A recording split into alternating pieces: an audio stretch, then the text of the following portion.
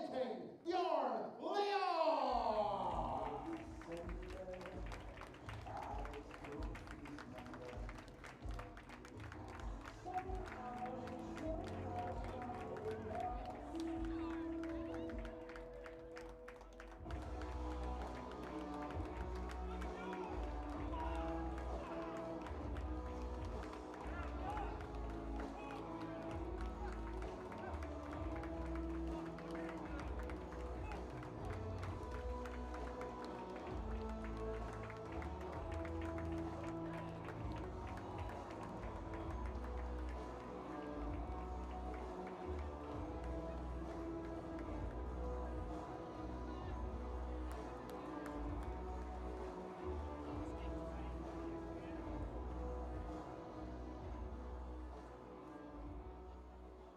We now welcome to the stage the winner of 8 world ranking titles this year.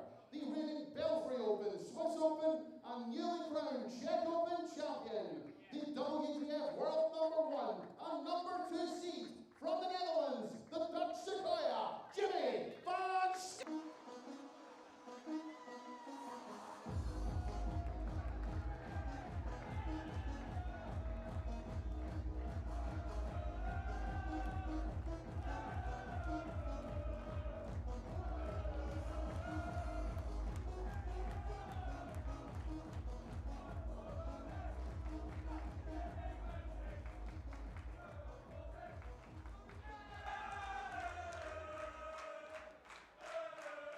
Good evening, everybody, and welcome back to Lakeside, where we have a star billing tonight. Bo Greaves returns to start her quest for a hat-trick of world titles against the dangerous Viinikainen, a player who has beaten her before. The legendary Paul Lim showed last night that age is of little relevance in darts, and he plays a familiar face in Hong Kong's Leung. Those two have had many a practice session in preparing for this tournament. Neil Duff, the 2022 champion, rounds off the evening against World Open winner Reece Colley. But kicking things off is the #2 seed, the man that many are tipping for a Lakeside title tilt. All 6'9.5" of Jimmy Van Schie have been incredibly busy in 2024, picking up no fewer than 8 WDF titles. He's a man who's become accustomed to winning in this system, as well as at the Modus Super Series and in the PDC.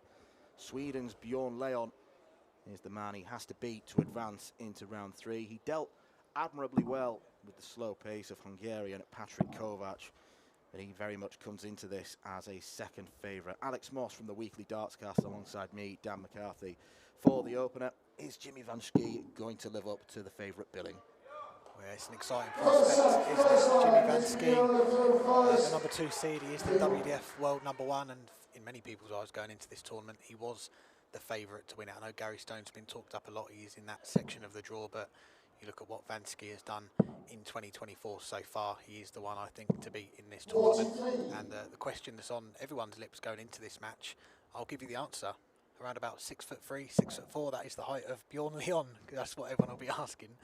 But yeah, Jimmy, a very tall player, isn't he? And makes a big impression on the stage and starts off with the 140.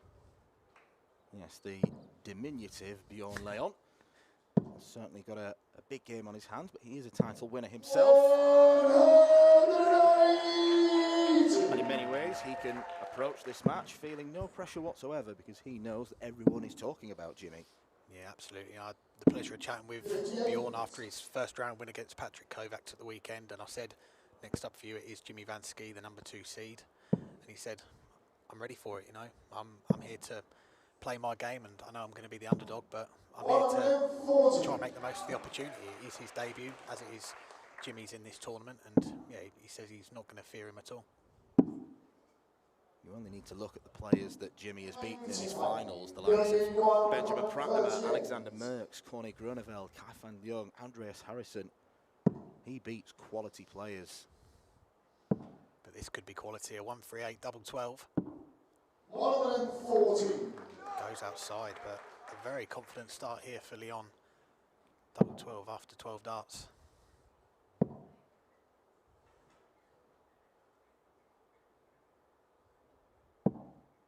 26, your unicorn 24. So this for the opener, double 12.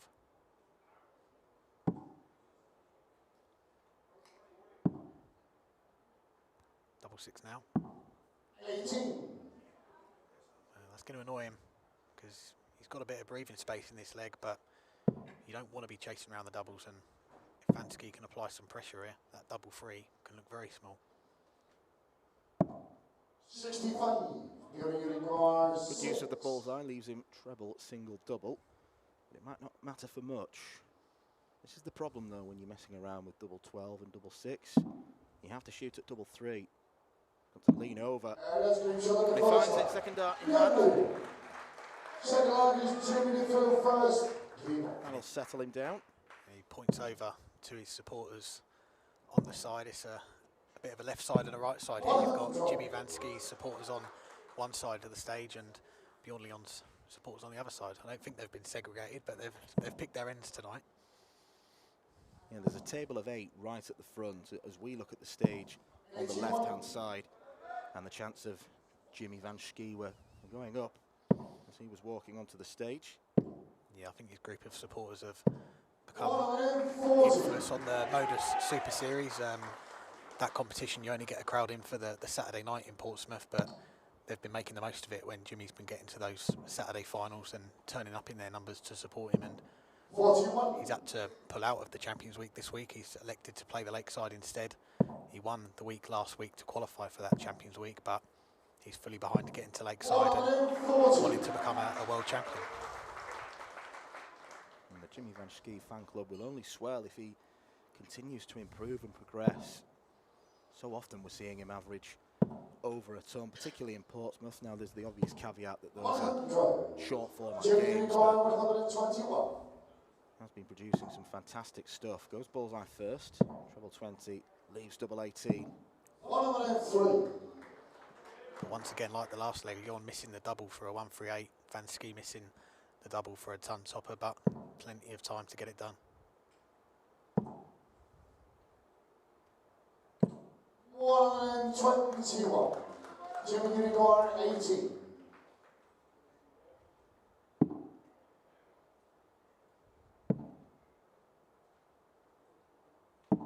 Double 4 is there.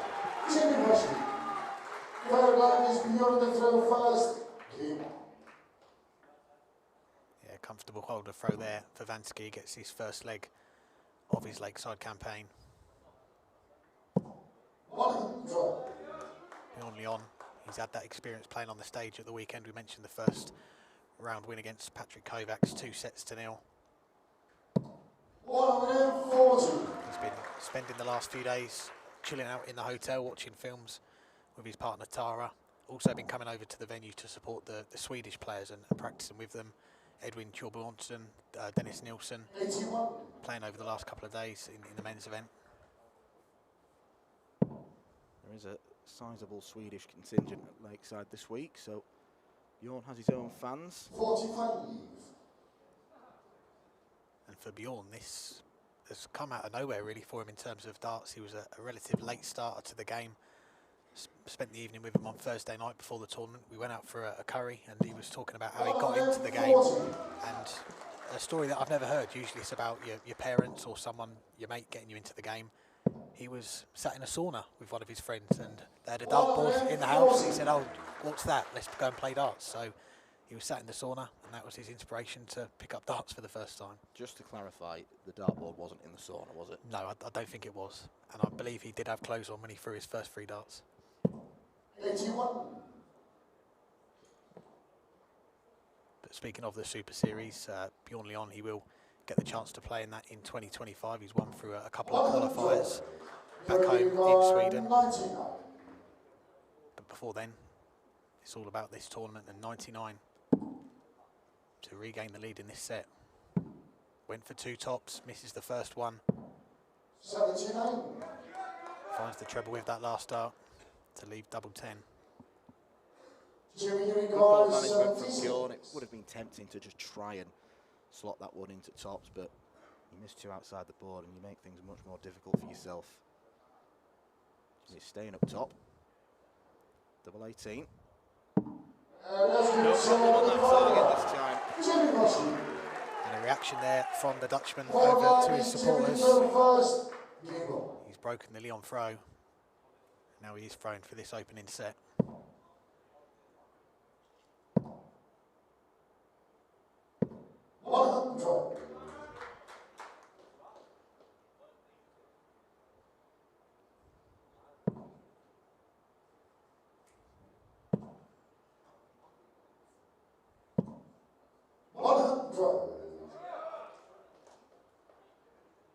Winner of this will take on Jarno Bottenberg, who overcame Ryan Hogarth in what was a very spiky game this afternoon. We don't like to see those kinds of antics, and when we say that, what we actually mean is we love to see those kinds of antics. Those are the views of Dan McCarthy and no one else associated with the WDF. Don't cross your fingers, mate. And toes.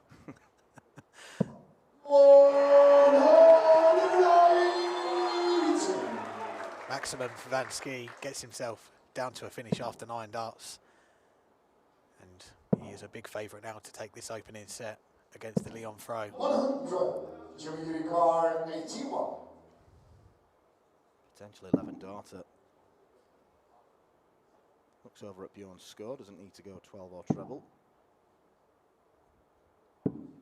49. Yeah, tidies it up nicely. Had the luxury of choosing which double he wanted to leave in the end, electing for double 16. And no real pressure coming back from Bjorn Leung here. Doesn't even get to a finish. So plenty of time for Van Ski to get this first set on the board. Very nicely indeed for Jimmy Van Ski. Already at high 90s average, adjusting to the lakeside stage. Very, very well. Looks comfortable, and why wouldn't he? Certainly does, and it is day 5 of this tournament. We've had to wait some time to watch Van Ski. But another maximum. Making up for lost time. We've seen a few of the seeds already in action. The number 1 seed, Danny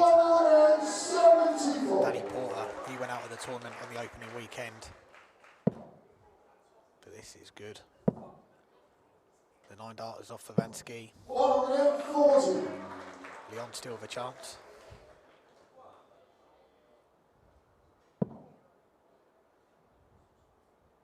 As it stands, more seeded players in the men's draw have departed than gone through. Ryan Hogarth the latest in the final game this afternoon. I think Bjorn has to have the game of his life to beat Jimmy in this form. 65. Yeah, he's looking good. Down to a finish again after 9 darts.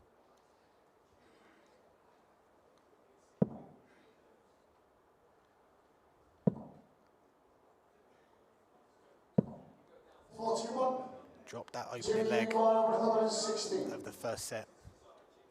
Then won the next 3. And looking good here to continue that winning run. Terrific setup. Yeah, once again, tidying it up nicely, leaving himself on a double. There's not much pressure coming back from Leung here. Jimmy Car 36.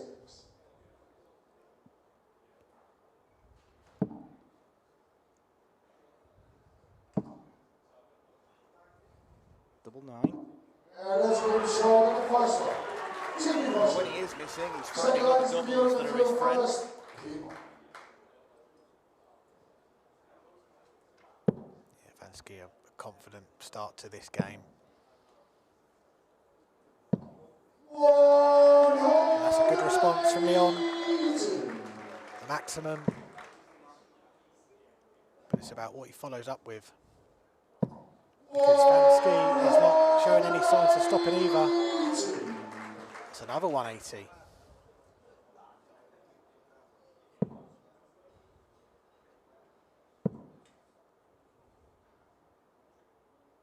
Dart draw. Scuppered after dart number 5. Can Jimmy keep it alive? There is your answer. 96.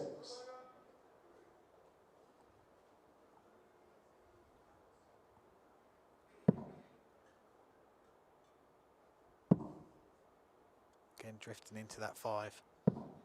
45. And it was a strong start to the leg, a 180 followed by a 140, but even just one visit of a 45, you feel like Van Ski is going to jump all over it.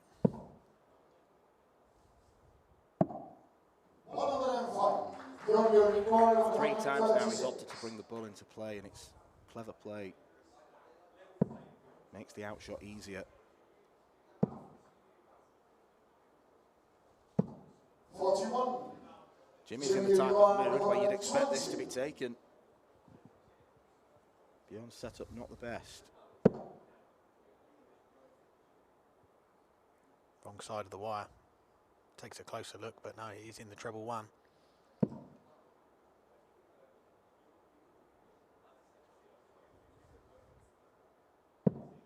28. Your unicorn 95. Stubbornly stuck to the treble 20, even though it looked blocked. Leung with a chance to stop this run of Van Ski legs, but he's not going to get a dart at a double. 47. Jimmy Unicorn 92. This onslaught from the WDF men's number 1 can continue with double 16. 76. Just inside, very close. Your unicorn 48. Bjorn's not had a dart at double since the first leg. He needs to refocus on that section of the board. Opts for double 16. And that is a run stopper from the Swede. There are 2 players in this game. Yeah, he needed that. If he'd lost that one, it would have been 2-0 to Van Ski, and he would have been throwing for a 2 sets to 0 lead. And they would have gone off the stage with all the momentum behind the Dutchman. And a long way back for Leung, but still in this set. 100.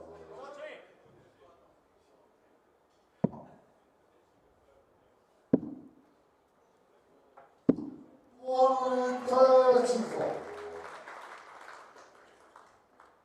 Great switch in there, 2 treble 19s. And you see in the background there, Van Ski not looking too much at what Bjorn Leung's doing, focusing on his own game.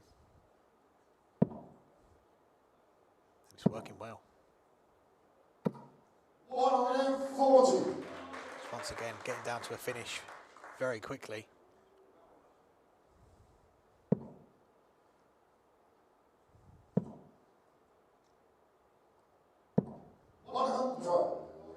Been many occasions where Jimmy's landed on a makeable finish after 9. That leaves double 8. 111.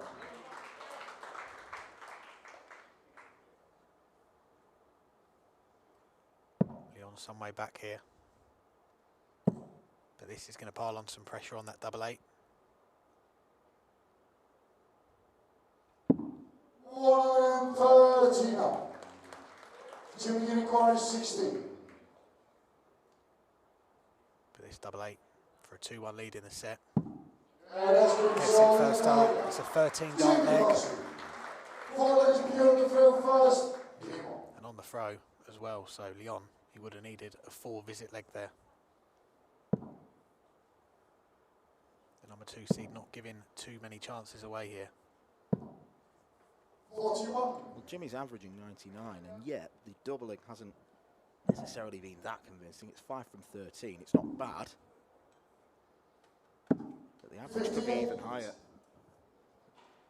He's just been allowing himself more opportunities at the double. There was the one earlier when he missed in the double 18, ended up getting the double 9 with his last dart, 3 darts in the visit. 41. But there's not much in the way coming back from Leung consistently enough here to trouble Van Ski. Back-to-back visits of 41. 140. He's punished on this occasion with a 140.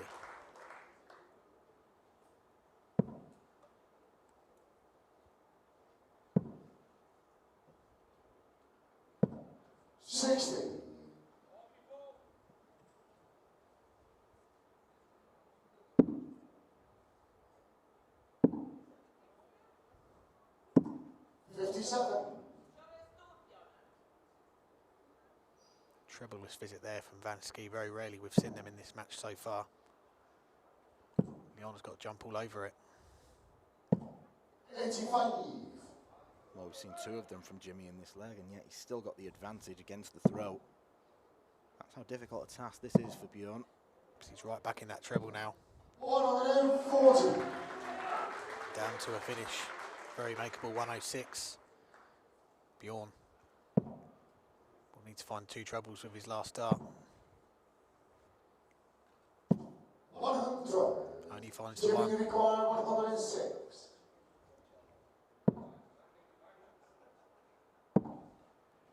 Double 16. Let's move This short. game is in danger of running away from Bjorn Leung. Jimmy Van Ski, in the early stages of this match, of this tournament, certainly living up to his tag as a title favourite. It's a massive ask now for Bjorn to come back. Jimmy leads at the break, 2-0. Tickets for the 2025 WDF Lakeside World Championships go on is open until January the 15th. The Toto Dutch Open Darts is by far the largest darts party in the world that you should not miss. And the men's and women's champions go to Lakeside in December to the city of Esbjerg.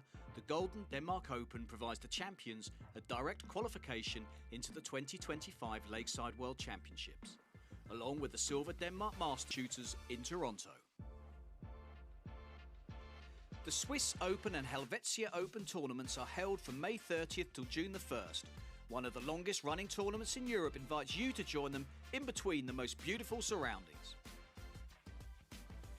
The Swedish Open and Masters takes place from 15th to 17th of August. A popular tournament for many of Europe's best arrowsmiths, the double silver weekend always provides great entertainment. The Latvian Open and Riga Open are held from October 17th to 19th. One of the biggest tournament weekends in the Baltic region is near the end of the 2025 WDF season. An excellent chance to pick up your much-needed points in this silver and bronze weekend. For more information on each of these tournaments, go to the link in the description. A special thanks to our tournament sponsors and partners, Mission, Blaze, Quiff, Great Game, Dart Connect, L-Style and MasterCooler.com.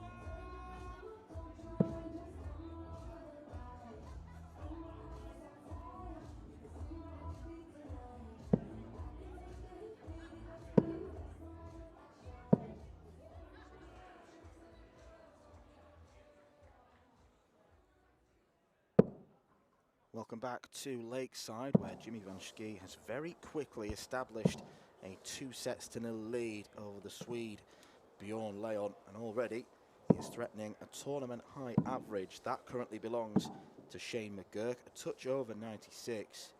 Jimmy is around the 99 mark. He's been absolutely outstanding. There have been very few treble-less visits, and it's limited Bjorn to few chances. Now, in fairness, the two legs that Bjorn has had darts at a double, about Bjorn Leung, if he is to depart, which is looking very likely at this stage, he knows that it's Been a progressive week.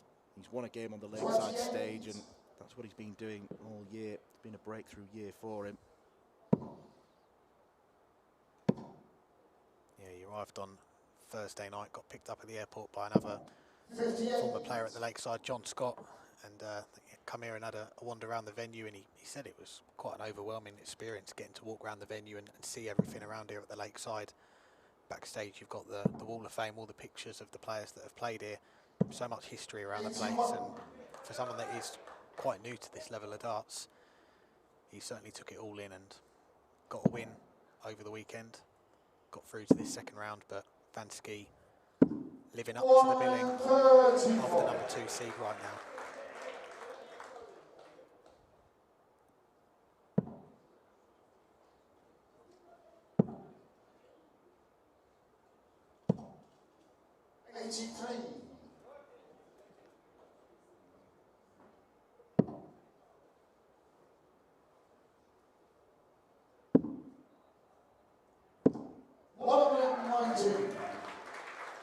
Nicely picked off from Jimmy. The honour a bogey number, and this could be his last visit. Yeah, Van Ski coming back in a moment to look at 67 for another 5-visit leg, and to set up that all-Dutch clash with Jarno Bottenberg in the 3rd round. Double 16, sees off Bjorn Leung, and Jimmy Van Ski has shown just why he is the overwhelming bookmaker's favourite to win this tournament. A high average, not quite a ton, but 99 will certainly give.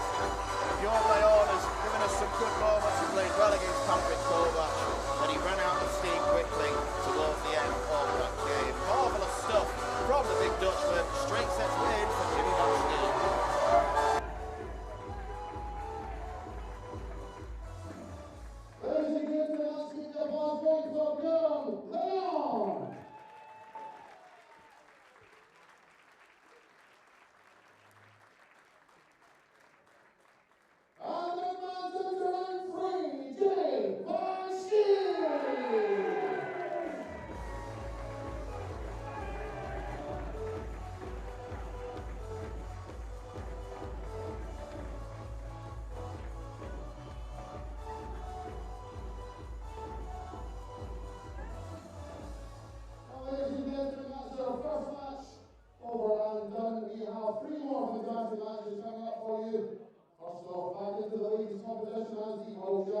Greaves takes on Viinikainen. 10 minutes time. 10 minutes.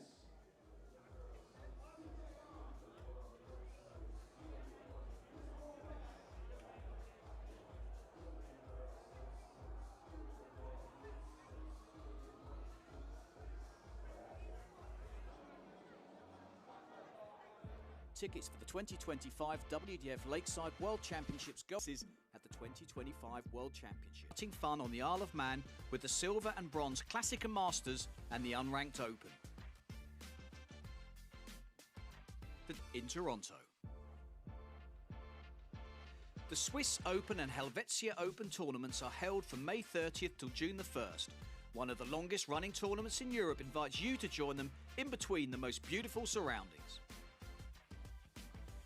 The Swedish Open and Masters takes place from 15th to 17th of August. A popular tournament for many of Europe's best arrowsmiths, the double silver weekend always provides great entertainment. The Latvian Open and Riga Open are held from October 17th to 19th. One of the biggest tournament weekends in the Baltic region is near the end of the 2025 WDF season. An excellent chance to pick up your much-needed points in this silver and bronze weekend. For more information on each of these tournaments, go to the link in the description. A special thanks to our tournament sponsors and partners, Mission, Blaze, Quiff, Great Game, Dart Connect, L-Style and MasterCooler.com. The second round in the 2024 Mission WDF Lakeside World Championship, and we welcome to the stage the winner of 16 world ranking titles, the 3-time Estonia Open champion, the newly crowned Czech Open champion from Finland, Viinikainen! World ranking titles this year, 2 times the WDF World Masters champion,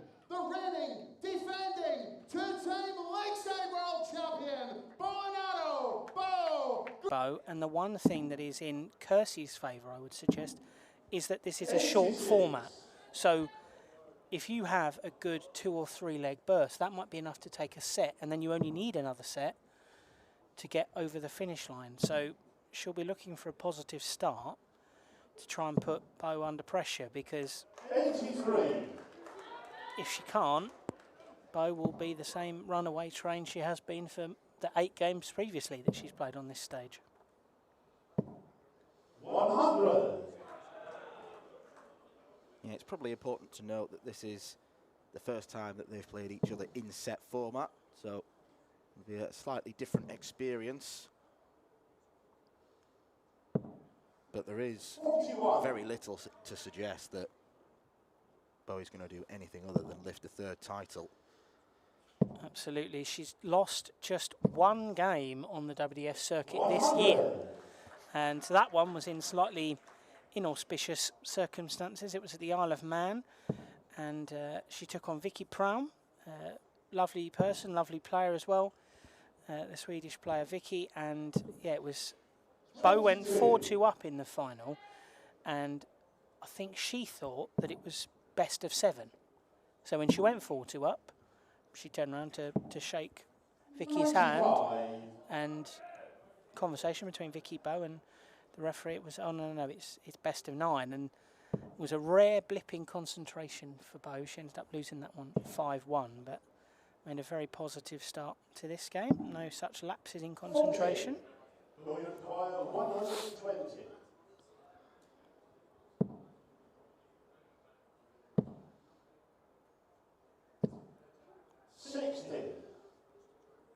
A few of Bo's darts have dropped a bit low, but nevertheless, she's a long way in front. Slow start from Kersey, which she can ill afford. This is better though, might go for the bull, although she might want to sit that on top. 121. Percentage play would have been to go for the bullseye, but she felt the 2 darts. She beat Jo Rolls, wife of WDF Secretary General Nick Rolls. She beat her 4-0, averaged 105, and Bo said, I'm really sorry, Jo, I just feel comfortable playing you. And she probably feels comfortable playing Kersey. Scoring's not been electric from Bo, but finishing has been exemplary, 2 from 2. It's been a very, very impressive start, and not the start that Kersey needed, because, as I said, my feeling was that her best chance of winning this one was to take an early set, because that would mean that you put Bo under something she's not been under on this stage, and that's pressure. You put her behind, you force her to have to come back, and you're always going to have that advantage. And at the moment, that's a much stronger start from Kersey, but she's not been consistent enough to put Bo under real pressure.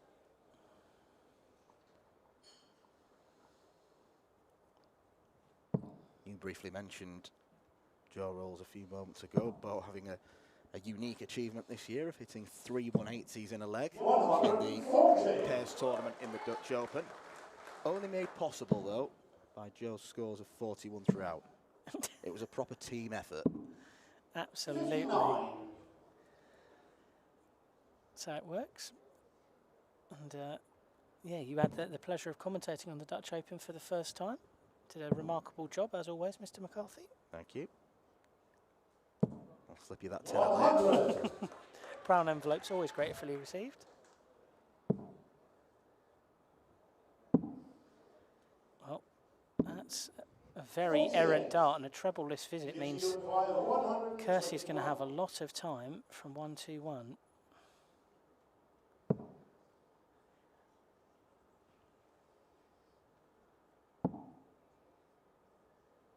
Wrong side of the wire. That leaves 95.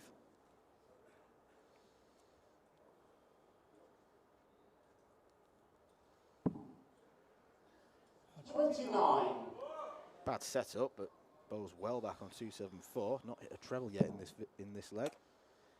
No, and it is a reasonable 2-darter for Kersey. With she has found that treble 20 with some regularity.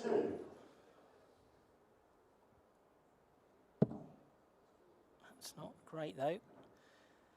treble 19 would leave double 16.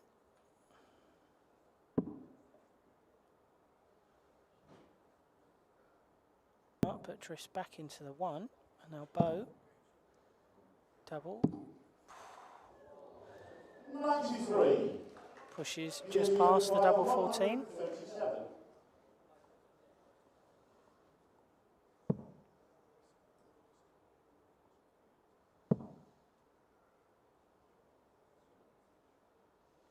Single 17 will set up tops. 97. Well, we require 28.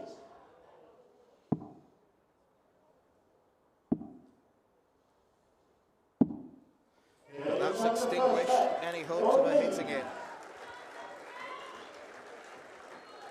For both standards, this has been a pretty average display, and yet she's still averaging 84.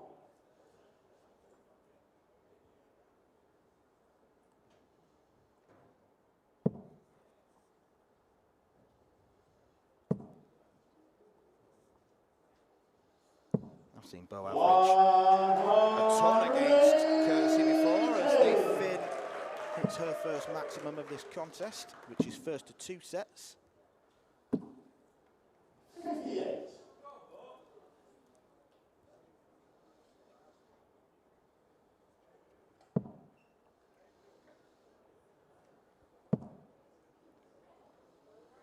Another 180. 180. Well, how incredible would this be? 40. Here's you require 141.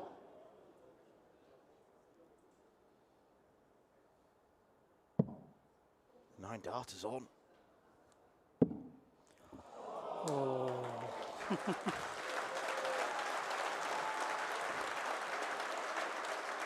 Well, it's lovely to see the applause for what was a magnificent effort.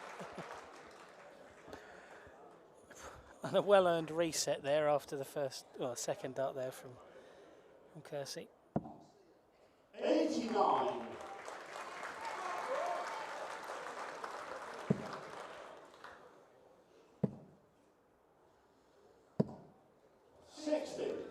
Would have been something special. A 9 with the only man to have hit a 9 darter due on next. Almost written in the script, but Kersey's got to refocus.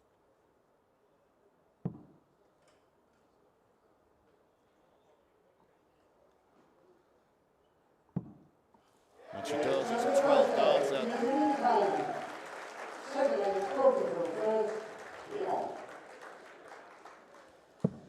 She's really lifted her level. 41. And more treble-less visits like that from Bo, Kersey is going to have to punish.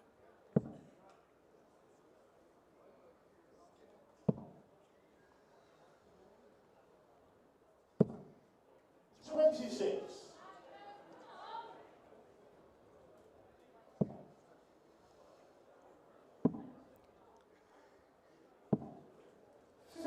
There is a real dip in Bo's follow-through tonight, which has meant a lot of those darts, as you said, down, pitching down beneath the bottom wire, and it's forcing her to switch. So it's been a good start, but not quite to the same dazzling heights we're used to.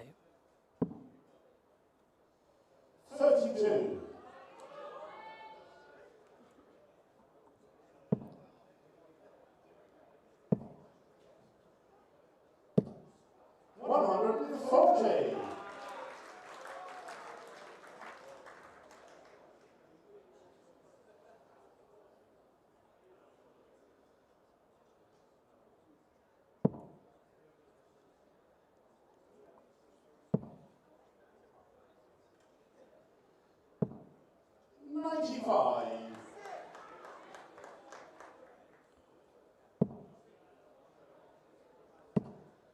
This is more like it. 140. Back-to-back 140s. And Bo's going to get at least 2 visits to take 1, 2, 3. Yeah, this is much more what we're accustomed to.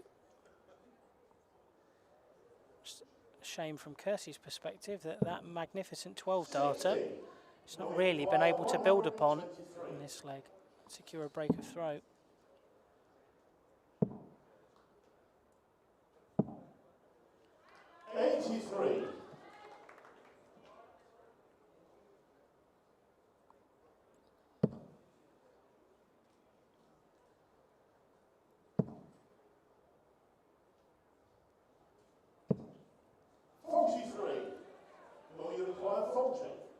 Kersey's found nothing since the 9-dart attempt, really. Bow levels the setup.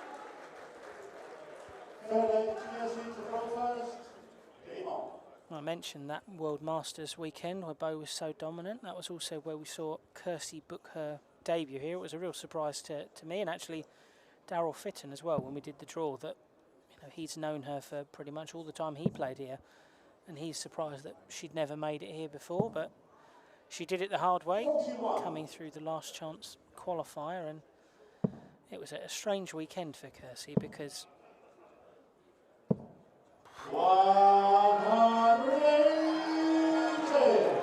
she played some really good darts in both the World Masters and the World Open in the first few days, but got no reward. She went out in the group stages of the World Masters despite having the fourth highest average in the women's competition, just a couple of narrow 4-3 defeats for her, and that meant that she came into the qualifier feeling as though something was building, that she was playing well, but knowing that she'd got no evidence of it. And yeah, she trucked it out and got over the line 6-5 against Steffi Luck in an absolute grueler of a game. And yeah, it was a worthy winner in her first game, but Bow a different proposition altogether. She's stepping on the gas now. 140.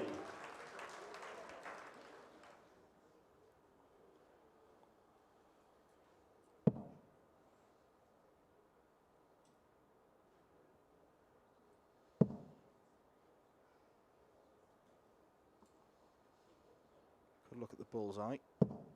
140. She likes to stack darts on top of one another and felt that was a good guide. Treble 18 would have left double 12. 41. This 85 would apply real pressure. You feel it has to go with both sat on tops.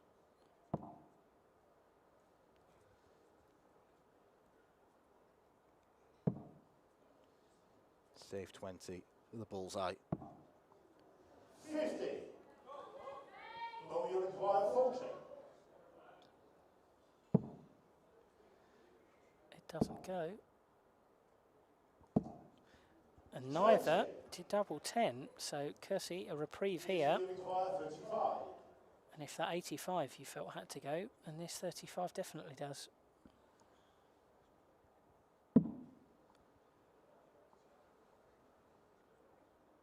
That was a 10 start, 29 left, so probably go 13 for double 8.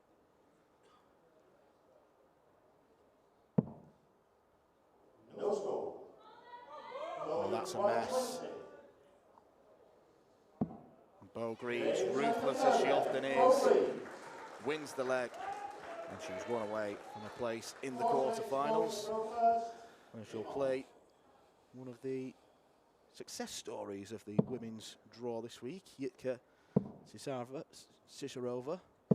Yeah, Jitka has been outstanding so far this week. A bit more of a grind this afternoon against Desi Mercer, but yeah, she's taken to that stage remarkably comfortably for a woman who at 49 was making her television debut. So yeah, some really good stuff from Jitka, blazing a trail for women's darts in the Czech Republic, and it's a region where darts is very much on the rise with the women, traditionally a soft tip hotbed, but we saw at the Europe Cup and the WDF system back in September that the Slovakian women's team, the host country, actually got to the final of the team event. So that was an incredible milestone for darts in that region, and I think that's meant that some of the Slovak women are going to be doing the WDF tour next year, which is great to see. And there's a real influx as well from Croatia, Hungary we've seen with Greta and Veronica, and yeah, hopefully more girls will be following in the footsteps of Yitka, potentially Anna Votavova or Barbora Hospodarska. So there's some real talent in that region, and Yitka leading by example. 140.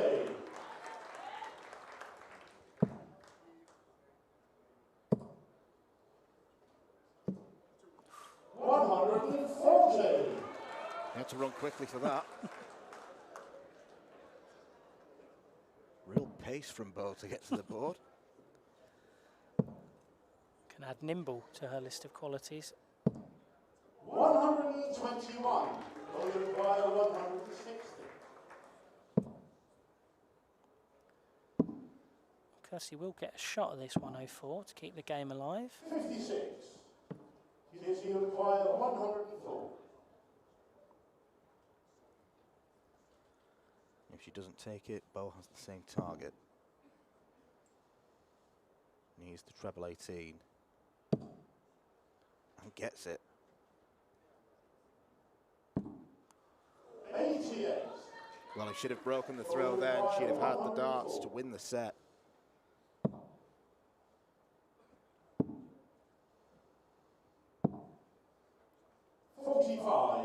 She's going to get more chances.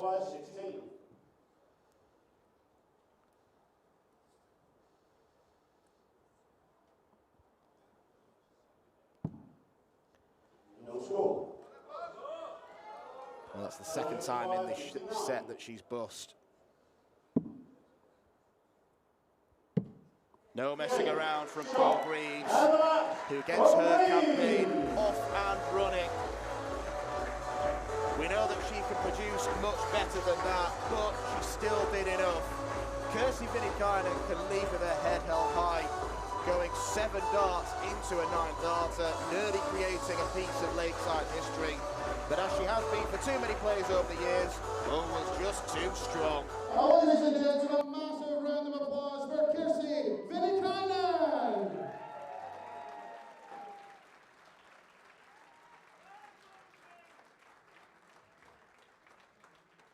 And the reigning champion is back in the quarterfinals, Bo Greaves.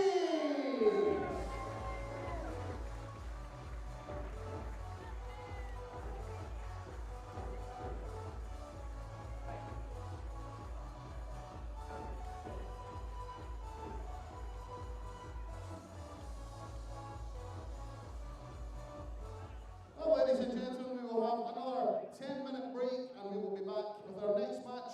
Back in the second round of the men's competition, Leung and Paul.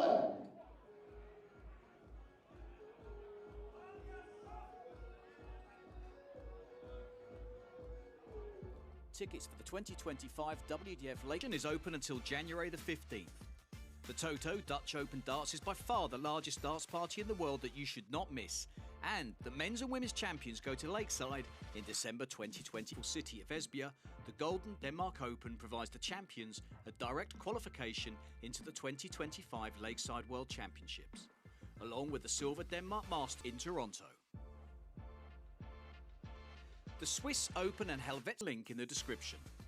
A special thanks to our tournament sponsors and partners, Mission, Blaze, Quiff, Great Game, Dart Connect, L-Style, and mastercaller.com.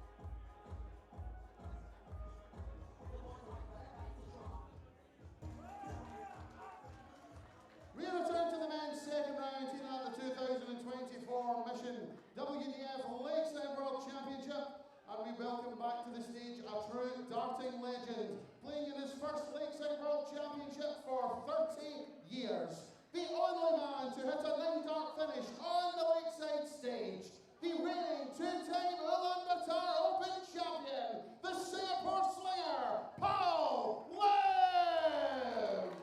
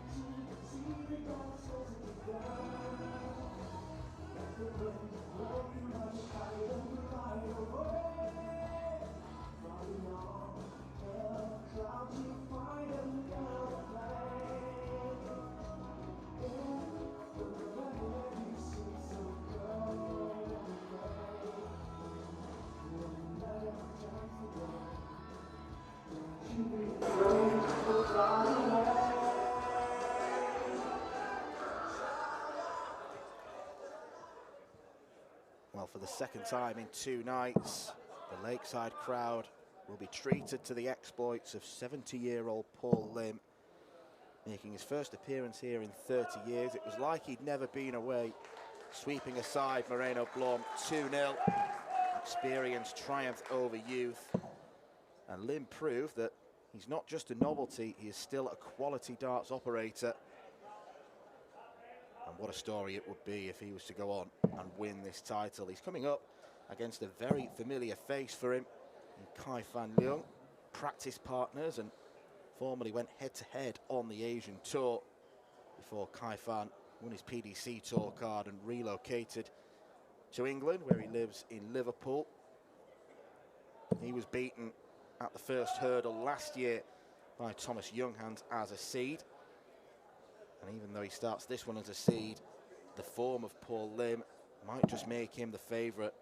He's certainly a favourite among many crowds that he plays in front of. Raymond Smith, the guru, a former Lakeside participant, is alongside me. And just how good has it been to see Paul back on this stage and playing well? Yeah, absolutely. I mean, coming in and knocking out a 90 on your first game back, with all the expectation, the crowd came to see him. They were pretty amped, they were keen, and he didn't disappoint.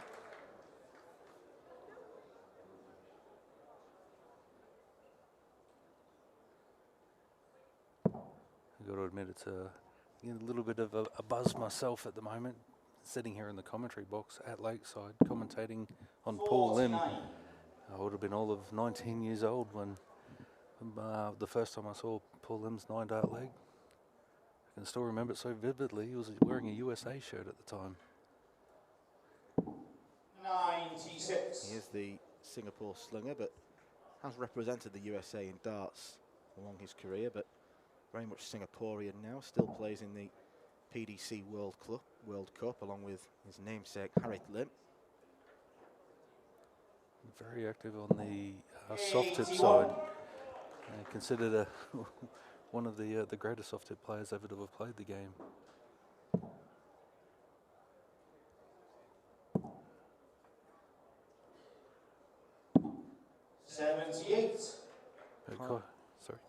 Sorry, Kai has played plenty of WDF darts this year, and he's had many a deep run, but unfortunately when he gets to quarterfinals, semi-finals, that's where he runs out of steam, but he still accumulates enough points to get here as a seed. 140.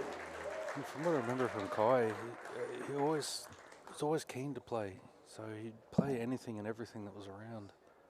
And now based in the UK, there's always plenty of darts to play. 95. I haven't seen too much of him on the PDC side of late, but one player I do keep track of. Was a fan after playing him in the Asia Pacific Cup way back in 2016.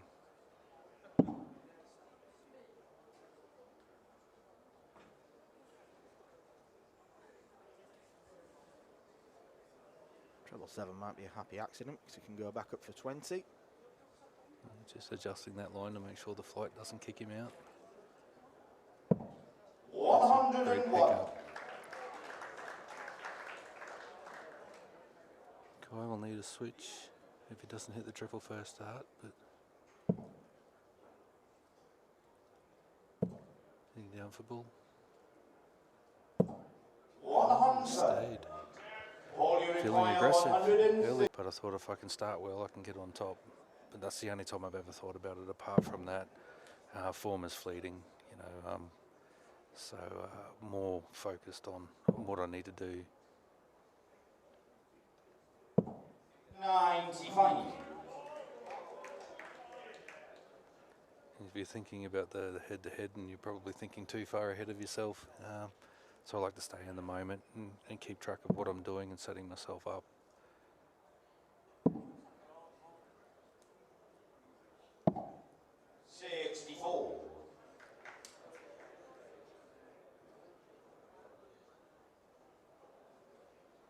Last meeting between them was in 2019, because the year after was when Kai came over, had a crack at Q School, won his card at the first attempt, and then relocated, became a practice partner of Stephen Bunting, former Lakeside winner, and current Masters champion. 96. It never quite happened for him on the PDC circuit. The 2 years that he was on tour was completely scuppered by COVID, so who knows what could have happened otherwise. But he's stayed here and he's come over to the WDF system, really giving it a go. It was the unfortunate thing about COVID. And I suppose it was a lot of the questions I had when I had that run to the 16. It's like, if I won the game against Mervyn, would I take the tour card? And I thought, no, not really. That wasn't part of my plan. But one game, £50,000, like one tournament could have got you your tour card outright on prize money. I thought a bit unfair to the guys that are 2020 or 2019 when you got your tour card. It's all interrupted. It's all there's all of a sudden no tournaments, nothing to play, and felt a bit rude swooping in with the opportunity. But at the time I didn't have the capacity to relocate anyway. 100. All you require 112. Crowd getting behind Paul.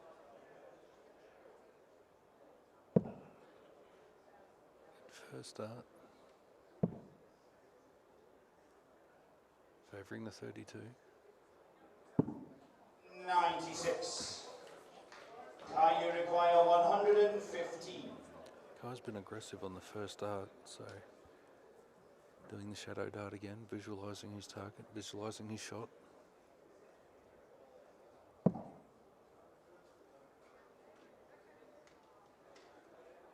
I much prefer the 19 start on 115. Come up for a better double if you miss first. Obviously, if you hit the 57, you're just moving straight across to the 16, double 16. But got to play the percentages. And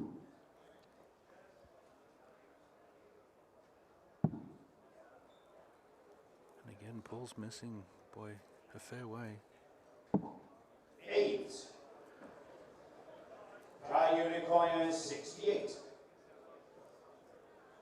No question that Paul's scoring as being the better of the two players, but that's already 7 misses on the outer ring.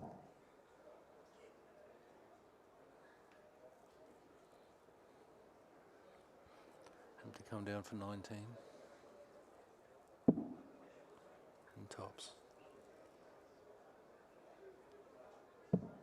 48. All you require 8. Well, this game was never destined to be played at a rapid pace. Both players don't look completely settled. In charge of the second leg. Down. Rolling. Breaks Kai Van Leung's throw instantly. The leg is Paul to throw first.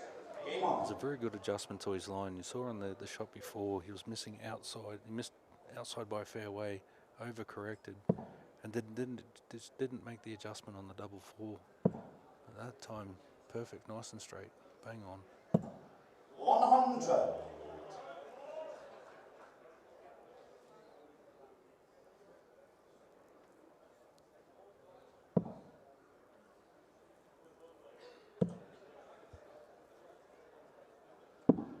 $97.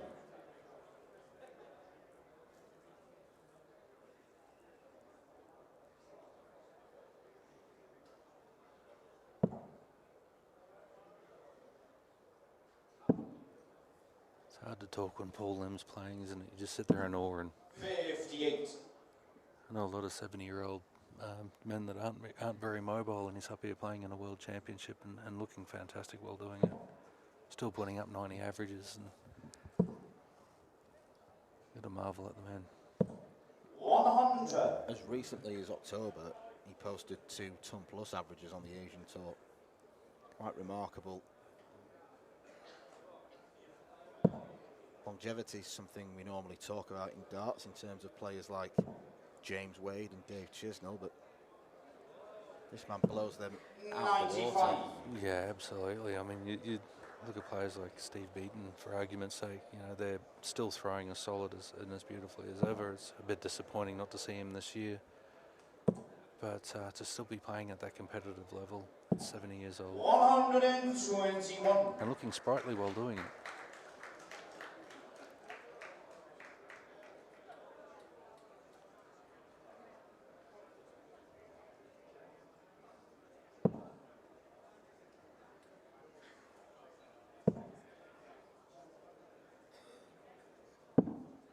It's a good pickup. It leaves a bogey. Kai will have 6 darts from here. Needs a good setup though.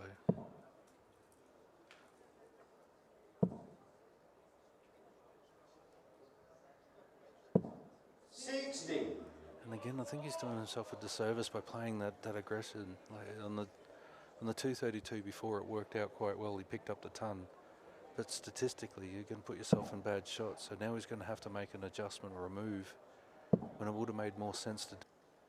So that's where your confidence is going to come in. You're going to need that first dart high. Paul Lim looking for a big one here. 140. He's back at that 136. It'll be interesting to see if he still goes the 19 route.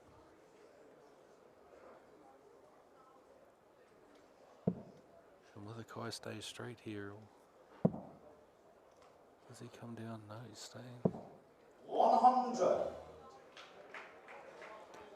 It's 140. I'm not sure where his 140 count is at the moment, but it's not. Statistically, if my 140 count's not there, I'd be looking at the setup shot, trying to stay at that triple 20. If I know I'm getting one triple 20, I want to try and get back there. But Paul this time's gone the 60 route instead of the 19 or 136. So he's going 20 again. He may be a fan of 38. I'm not too sure. Preferring 38 over 36. He's got the 38 now. 96. Wasn't too far away. Requires 76. Won't be a fan of it if Paul hits 76, potentially for a 4th break of throw in a row.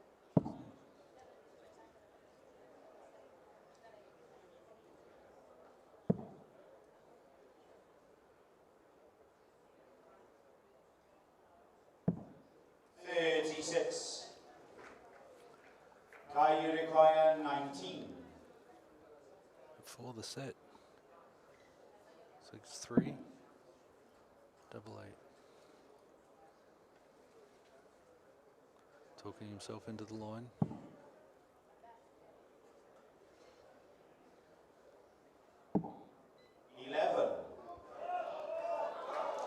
All you require 40. Crowd want Paul to hit this. And he obliges.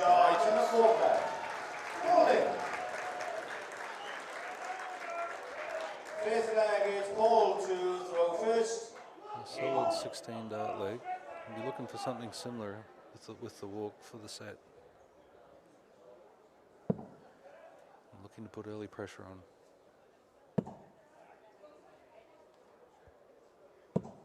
85. Leaves the door open.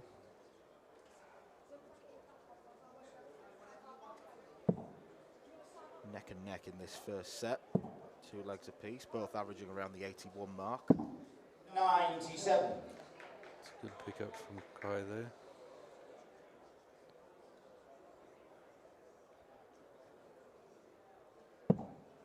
He said it's not played at a rapid pace, but it's very enthralling at the moment. And those, unlucky, that was a great second dart. 97.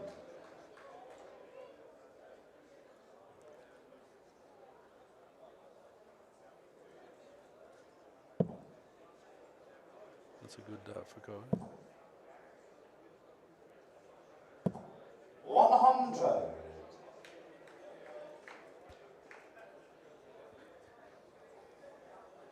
So again, still neck and neck.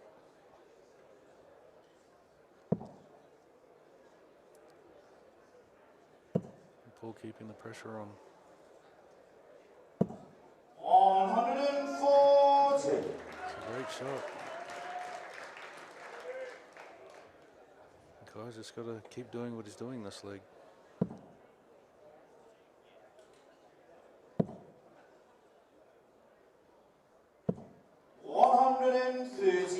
Good shot.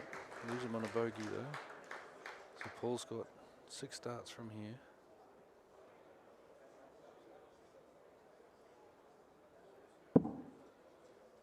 Looking for the 171. Set up 8. That's a bad lie. Has the choice to go for the bull or maybe even treble 11. Yeah, it's probably a better choice. I mean, on that angle, for the way Paul throws, it's going to be it's going to have to crash through. 115.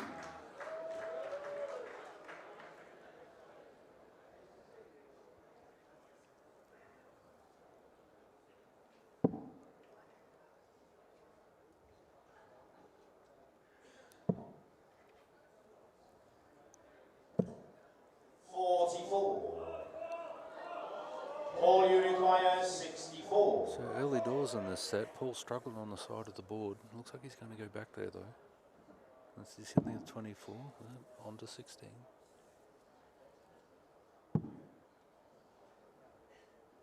For the first set. Leung takes it. 15 darter. The first hold of throw. And that's what you want on those little. Second leg is Paul to throw first. Game on. He's looking particularly handy on tops. This will be frustrating for Kai because it looks like his throw is going really, really well, but then Paul chucks in two triple walk. 59. And Kai's chasing that little bit.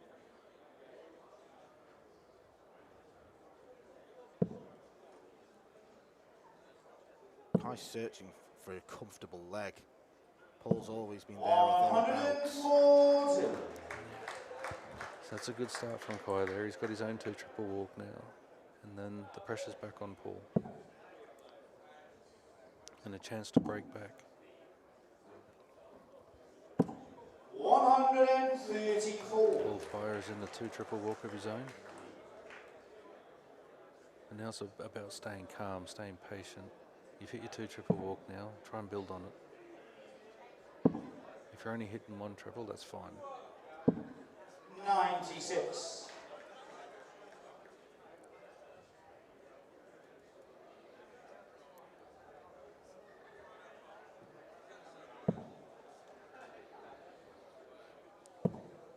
Puts the pressure back on Paul. He's now need a triple to stay in. 60. Does Kai start on 19s or is he going to stay at the 20? Looks like he's coming for 19s.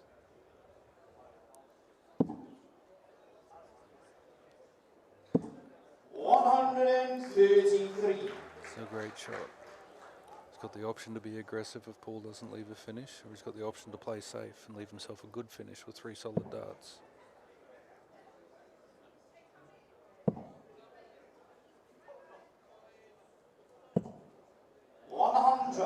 Kai's already had one pop at 1-3-2. Didn't work out for him. This isn't going to work either.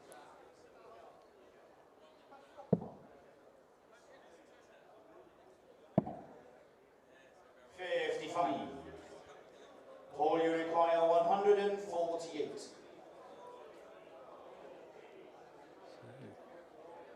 Does he go at the 60? Play aggressive? He does. So now be looking for. Needs a ton. 60. It's going to be an interesting scenario. 88's a funny little one. You hit the 20. You think, do I go for the double 18 or? Kai's going to have to go 20 bull now. Or 60 for double 5. 60 for double 5. 67. That first start did him no favours whatsoever. All you require 88. On these ones here, it's so critical to get the first dart right, otherwise you're chasing. But when you're setting these shots up, you're thinking 60-28, 20-18 bull. You're not thinking about the 7 or the 1 or the 5. That's a fantastic outcome ball. Is high to throw first.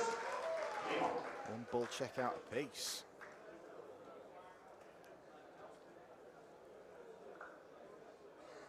Kai van Leung in a spot of bother.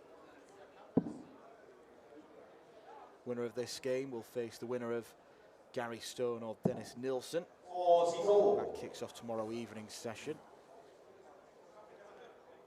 It's not a favourable start there from Kai. In these positions here, you're 2-0 down, but you've got the walk in the set. So you should be sitting back and thinking, just get a good start away here, try and push through this leg, and then really focus for the break in the next one. And that's where you're going to put all your effort in. But yeah, you need to get that first start, you need to get that first shot away. 100. The unfortunate thing for Kai at the moment, though, is he's hitting a lot of triples, but not the 2 triple walks, whereas Paul Lim's hitting 2 triple walks and just building so much pressure. Just so much more control over his game at the moment. 140. It's almost like he's dictating where Kai has to go throughout the game, what he has to do. Which makes it really, really hard when somebody's playing with the 2 triple walks and you're only hitting 1, and you're on the chase, and when you're on the chase, they can your opponent can dictate the pace, for want of a better term. Because while you're chasing, you can't get into your own groove because you're under the pump every dart. 84. You almost feel like you're out of options. You can't use the board in certain times because you've got to play for the percentage shots. You've got to play for the numbers. 50. I've got a ball there to leave 170 minimum. Good board management.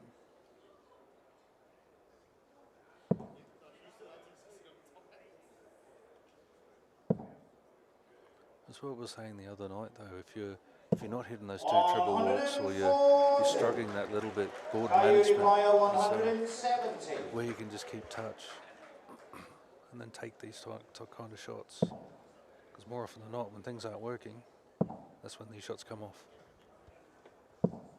83. All you require 78.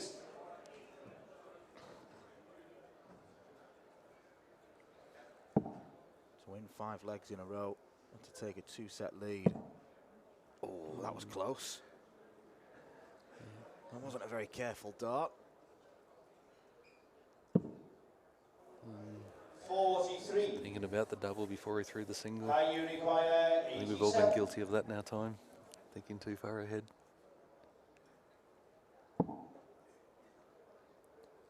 So 70 again. Bullseye.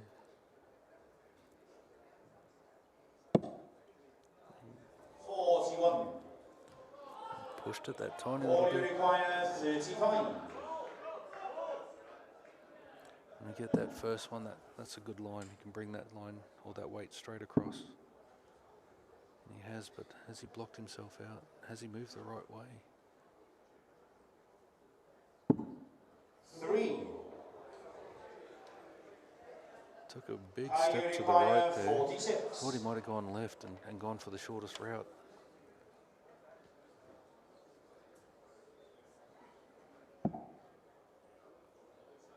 Double top.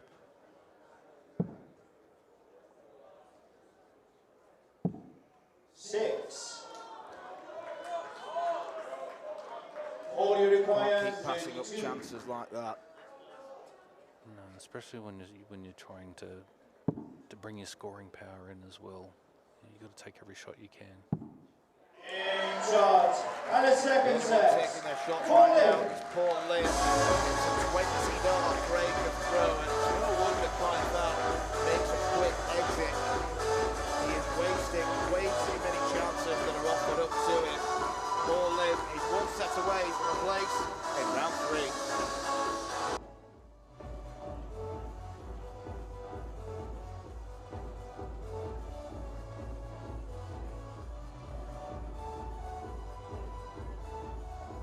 Tickets for the 2025 and the men's and women's champions go to Lakeside in December. For City of Esbjerg, the Golden Denmark Open provides the champions a direct qualification into the 2025 Lakeside World Championships. Along with the Silver Denmark Masters, it's a tournament weekend to look forward to. Come join North America's best dart shooters in Toronto. The Swiss Open and Helvetia Open tournaments are held from May 30th till June the 1st. One of the longest running tournaments in Europe invites you to join them in between the most beautiful surroundings.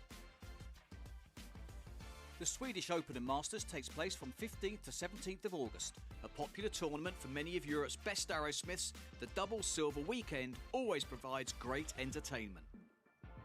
The Latvian Open and Riga Open are held from October 17th to 19th.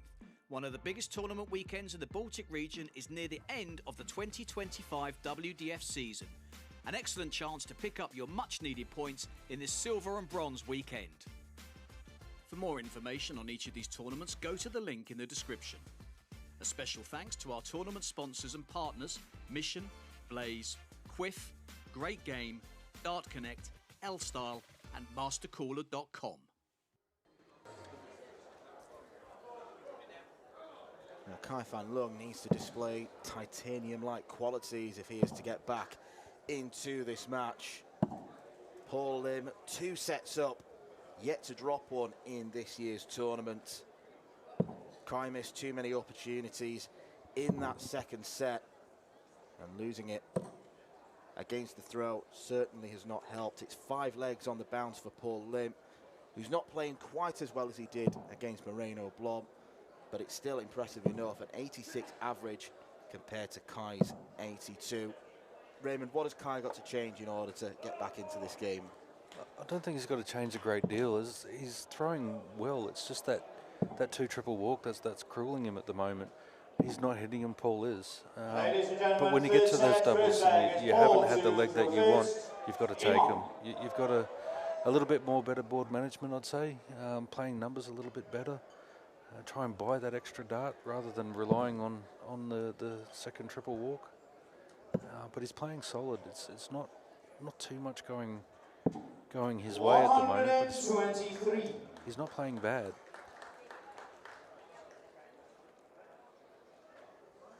But Paul, all the experience, he's just hitting the big shots at the right time.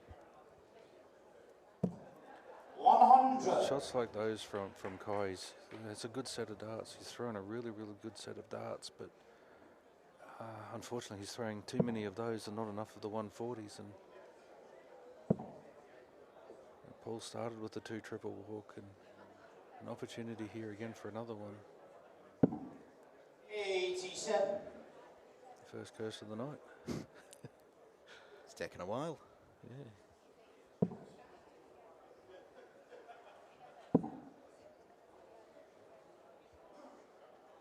But these are the shots that are crueling Kai at the moment. He started off with 3 really, really good darts, and instead of staying patient, he's more looking at the scoreboard pressure, where Paul's hit the 2 triple walk, and then he's hit the 61st dart the next walk. And it's very easy to put your head down in those scenarios. But if you have a look at the numbers that are on the board at the moment, there's a break of throw and 20 darts. If you throw a ton off the first set, you don't have to chase. Have a look at the end game. You just got to go out in the 18 darts at the moment. And if you've got the walk, if you're going against the walk, then maybe 15. But ton all the way down will get you to the shot at the 15. 96. But this is coming down to patience, and it's very, very easy to get frustrated, especially you're playing at Lakeside, you're playing a World Championship, you're playing a friend though. How much is that as a factor in there as well? 43.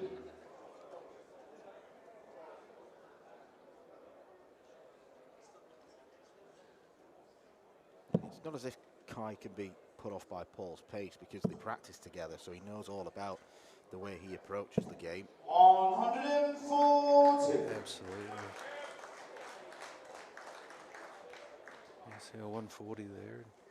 And most of the times when Kai's been in the leg, he's thrown the 140. He's bought himself a dart at a double. It just hasn't taken it. I thought Paul would head back up.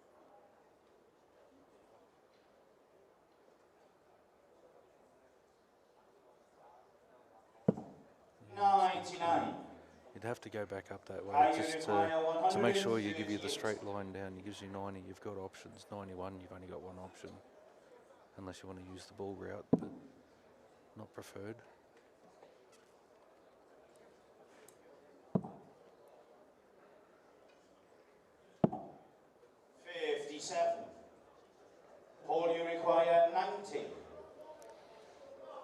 go the 20 route.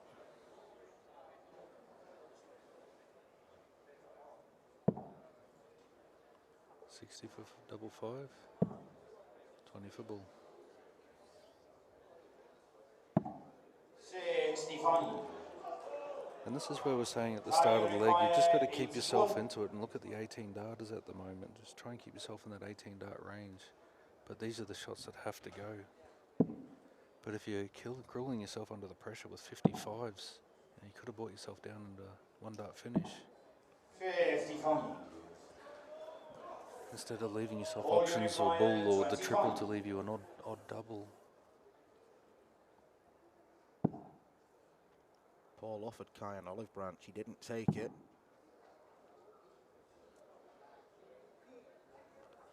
To make the adjustment.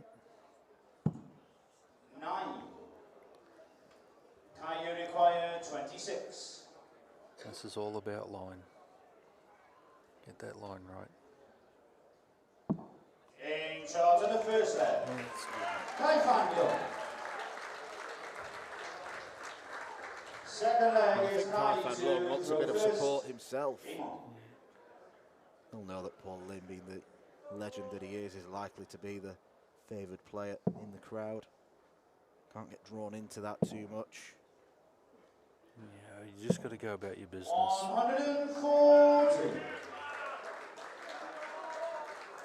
You've got a little bit of mongrel about him now, so I'm liking it.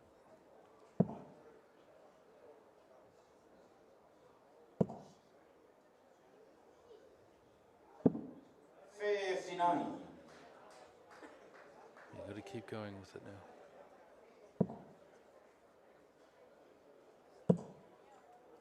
This is much better from Kai. Much better. 140. I need to take an exception to something someone said in the crowd.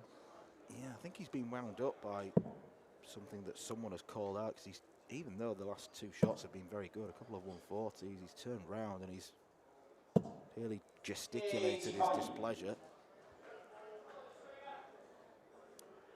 Yeah. Keep calling out, he's saying. 180. Well, whoever's calling out, it's working for him. Yeah. So if he's up there cheering for, if the crowd's cheering for Paul, they're doing him a disservice at the moment. 77. Kai, you require 41. 9 for 32. In charge of the second leg. And that's a fantastic leg. Third leg is Paul to throw first. And those are the darts that he can throw. That's the game he can play. And it just seems that he was taken out of the way the Paul was playing and just got caught up with the... focused on himself and what he was doing. 100. Played a fantastic leg. Best leg of the match so far. Kai comes across as such a placid guy, but he's getting a bit aggy up on stage. Yeah, everyone will be classy, but when you're showing a level of disrespect, you normally tend to fire back, or you never know, it might be a little bit of banter and he's just enjoying it. 136. It was someone that always enjoyed when the crowd sort of had a go. It was, for me it was just a Friday night back at home. A bit of banter, a lot of fun. Really enjoyed it. They seemed to wobble that second dart there. 121.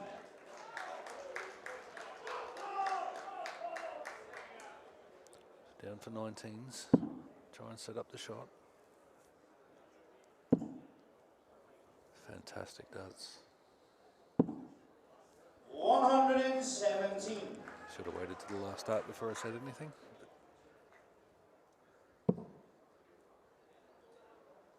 But Kai shouldn't be too stressed here. Paul's having a really good leg.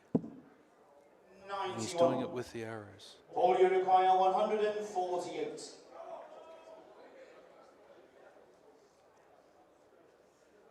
From Paul's perspective, he doesn't want to slip here. 28. 134. This would be a shot that Kai would want to attack. Ordinarily, you'd sit back and just wait for the next leg before you put in a big one, but this would be worth having a crack at. It's not going to help him now, and again, this is the board management we're talking about. All you require 14. He's picked off the treble, but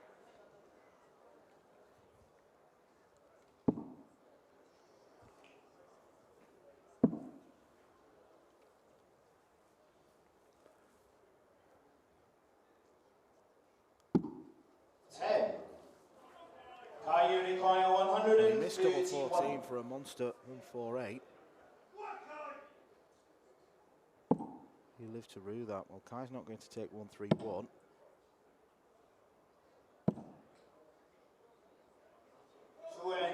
Very scrappy.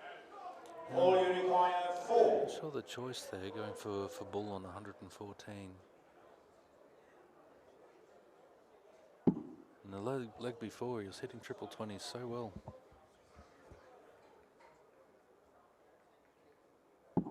And shot in the third leg. Hold it. Fourth Kai leg needs to is put that Kai behind him. to throw first. Remember that he's got the throw for the set. And that's the thing as well. I mean, you get through this set. I'll get through this leg with a comfortable little 15. He started well. Started very well. 108.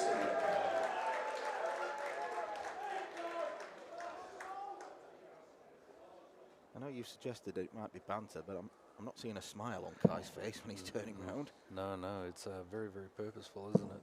Very pointed. 135. But you can't let it get too far ahead of him. Can't let it start to eat away at you. He's on, he's going to have to move down. 177.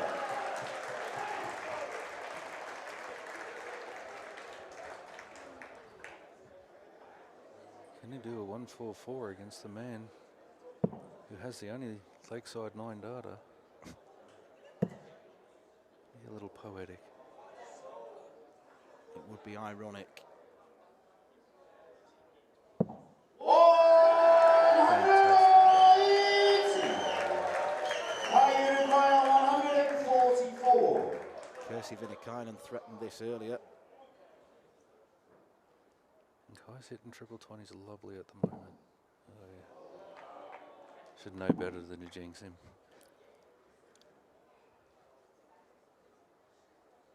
.67 left. Should look at treble 17. 94. 50 left after 9 darts. That's fantastic. But Paul's right there. And this is probably one of the nightmare scenarios I never want to find myself in, because I've got 50 left for a 10 dart leg. I don't know what it is, I just can't go for anything else. If I go for a 10, I'm going to throw an absolute horror. If I go for an 18, I'm going to hit the 54. So I always go for bull.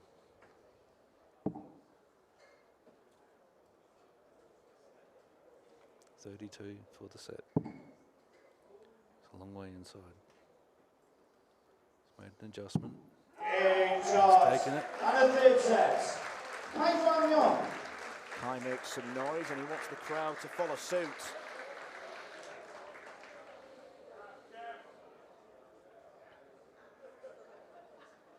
Fourth set, first leg is Kai to throw first. Game on. So now he's got the walk.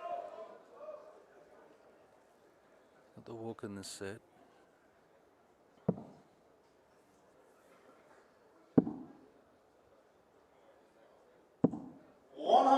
Started well.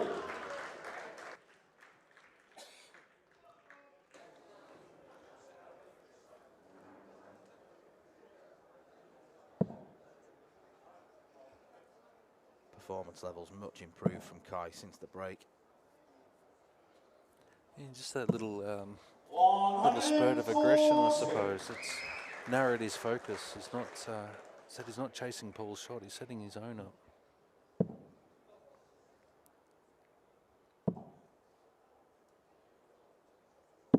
But Paul will be smart enough to know, just sit there and wait for that adrenaline to fall off, and once it falls off, you know, Kai will probably fatigue that little bit, or he get complacent, or you know, you get the cloudy head after that adrenaline dump. So he'll just sit there and pick away. 100. Throw straight, throw solid, and just pick away. Wait for the shot, or wait for something to get under Kai's skin.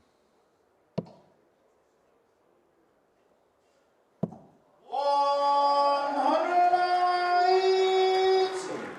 Well, if he keeps scoring the way he is, it's going to be very difficult to find a shot.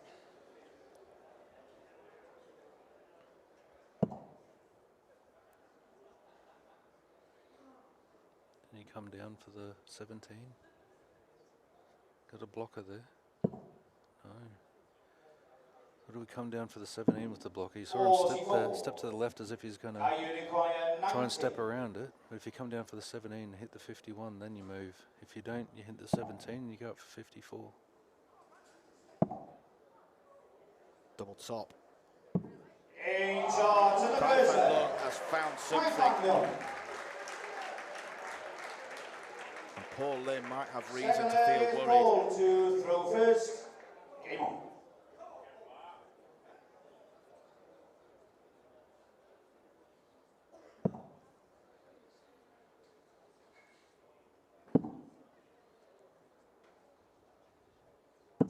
$134.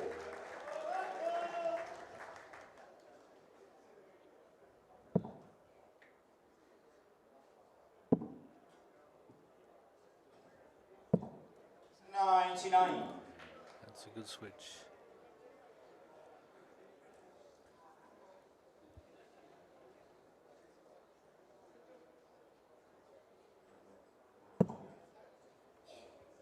But despite everything, Paul stayed in his own rhythm. He hasn't paid any attention to anything that's going on. 180. It is incredibly difficult to unsettle someone as experienced as Paul Lim. Even if you throw brilliance at him, Kai Fan Leung, the last 3 legs that he's won have all been in 4 visits. Yeah, it's fantastic darts. And that's absolutely what he's capable of. But and that's what we said coming out of the break. He just needs to find that 2 treble walk, and he's found several. And a couple of 3 treble walks of that. And his doubling's been spot on.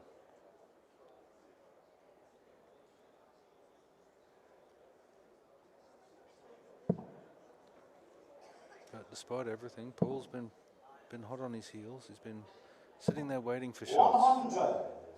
And you just see Paul seems to be riding the storm at the moment, just waiting it through. $87,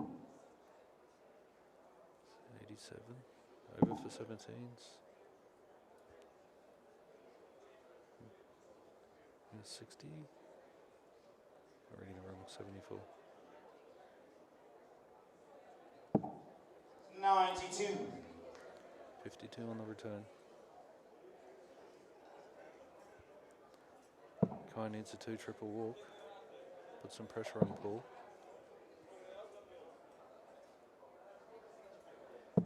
$60. Seems the energy All levels you have dropped require a 52.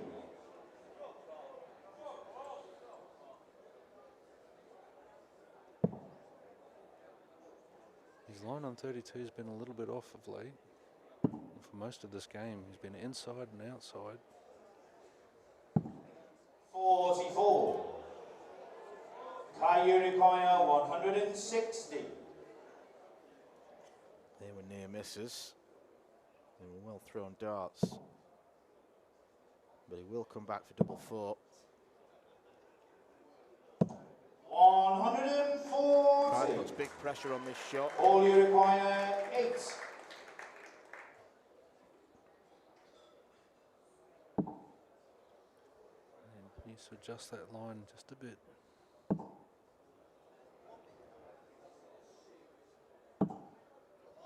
score. Paul Lim I starting to require wobble. 20. We did the same earlier, early doors. I think in the first set there, he wasn't too tidy on the 16s and the 4s. So it's just like the side of the board's not being his friend at the moment.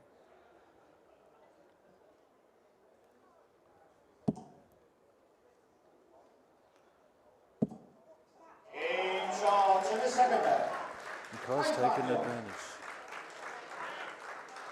And has the walk to Third square leg it 2 is sets time all. to throw first. Game on.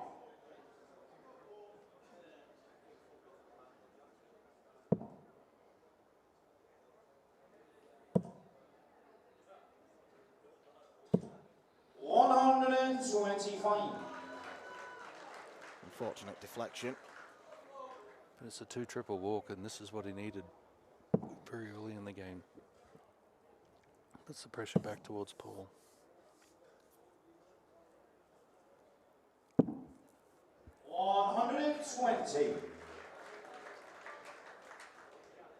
We've always known that Kai van Leung has got a fantastic A game. Never shown it consistently, but this is becoming a bit more than a burst now. Consistently putting Lim under pressure. 54. And you're starting to taper off that tiny little bit. You just wonder whether or not you're going into that little bit of adrenaline fatigue. He needs to get back into a rhythm now, and Paul's putting all the pressure back on him. 140.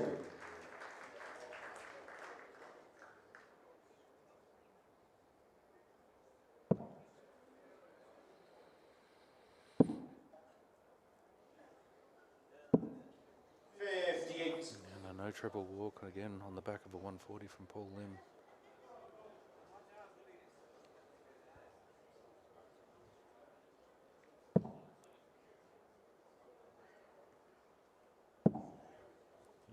A slip there. 41. Kai needs a ton. Still the ascendance in the leg. 140 would be better.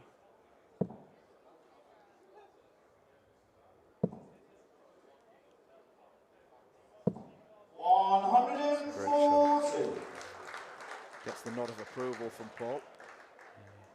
Paul can come down and ton and hope for a miss on the 124, but definitely needs the ton. Does he look at ball? 45. Would have had a look at ball there. 124. Recall playing Neil Duff in the Australian Open, where I was on 200, and the first two just didn't feel they were going in. I went for ball. I come back and hit the 135 behind it. 32. All you require The unpleasant sound of a 155. bounce out on the ball. 97. It's a timely pickup for Paul. Keeps him one shot ahead.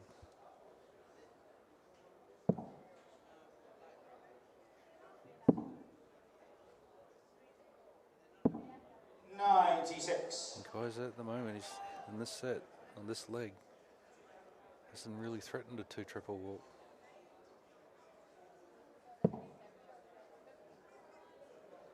Allow Paul to coast through at the moment. And 57 to leave the 48. 105. Must be liking or more keen on the tops route, playing for weight rather than line. That's great board management there from Kai. All you require 80. I think Kai's desperate to have a word with this fan near the front. Might be a good-natured one if he goes on to win.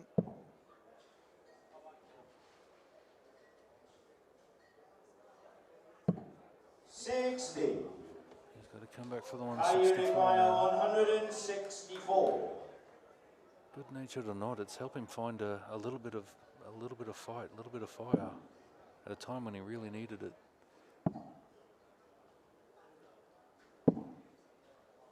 83. All you require 20.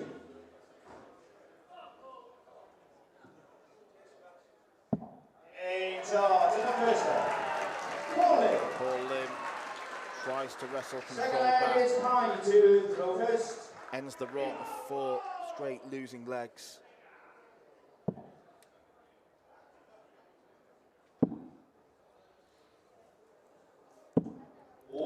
It's a good switch. 2 triple walk.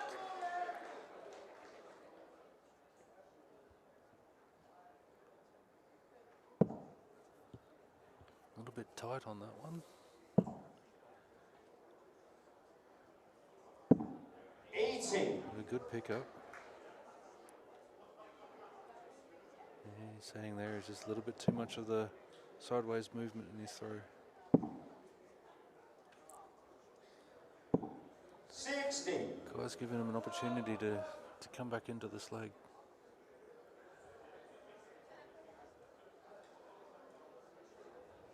And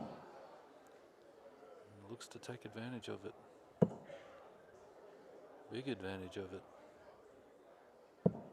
140. A shot where Kai just needs to stay straight and be aggressive. Return fire with that 140. It's a good dart. It's a good one to get in under. 100.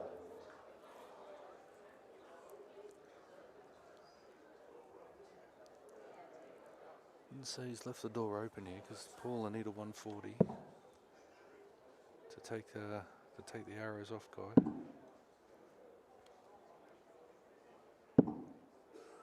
98. Take some creative setup play here from Kai from 207.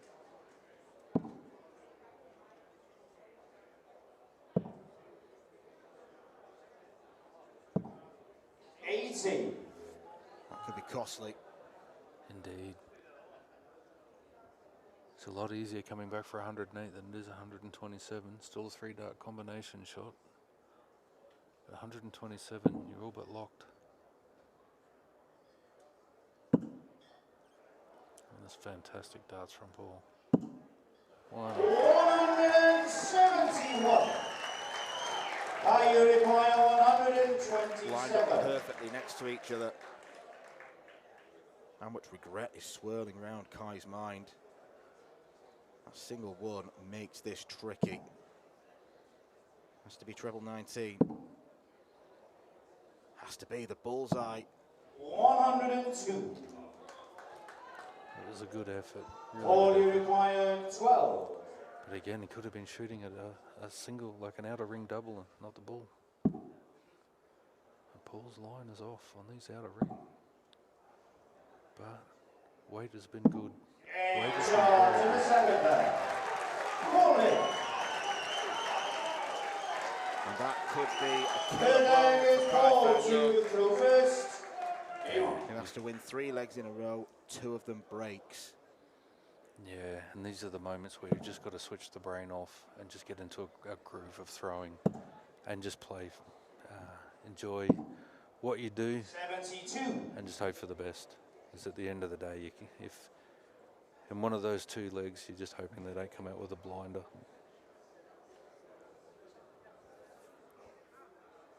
But you got to turn the brain off now. Stop thinking about the scoreboard and just go back to your practice. This is what you practice for, these moments. You got to trust yourself, trust your ability. You start thinking about the numbers and the scores and the outcomes, you go to tighten up and you're not going to get back to you. You're not going to be focused on your process. 95. And it absolutely changes your mindset. When you're in that practice room and you're playing your game and all that, you don't have to hit trebles, but you can. So you're in that mindset that I can do this, I can do that. 140. Whereas when you're in these games now and the pressure's on and you tell yourself that you have to, again, we're going back to that 3-year-old cleaning his room scenario. He's going to tell you no. Or he's going to fight you all the way. 83. There's an opportunity now and Kai has to take it.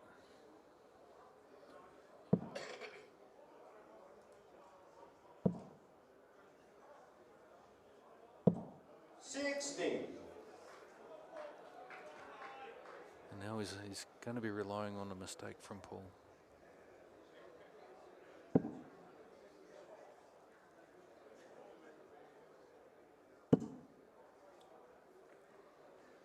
Needs the triple. 95. He's got it. So Kai needs a 2 triple walk here to put the pressure back on Paul. 161 is an outside chance, and Kai's more than good enough to hit it, but yeah. Is he coming down for 17? He does. 91. Leaves the big fish. Paul, you require 156. And Paul will be just thinking steady dart. Try and get that first one, see if we can build into it. If not, a 140 for 16, ton for 56. I don't think a 3 came into the equation at any point though. Bullseye? Or 19? 19. 80. Even the Are great you require Paul Lim can sometimes feel 170? pressure. Won't be anything like what Kai's feeling. May need to take this out to preserve his chances. It's not going to happen. Has to leave it as handy as possible. And he does that. 134. Paul, you Paul require returns for 76. 76. He tends to go for the 16s. Yeah, and it's probably a smart move. The side of the boards haven't been good to him. 28. For the match.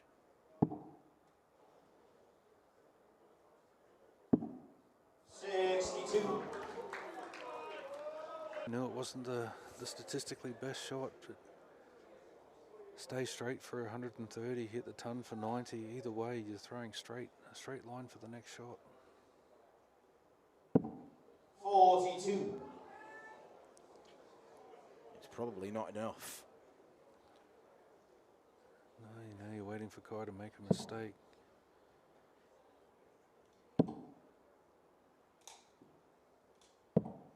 $99. And that's a solid dart for Paul, you this position require of the game. 148.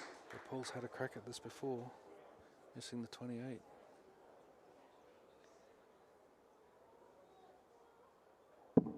He's gone a different way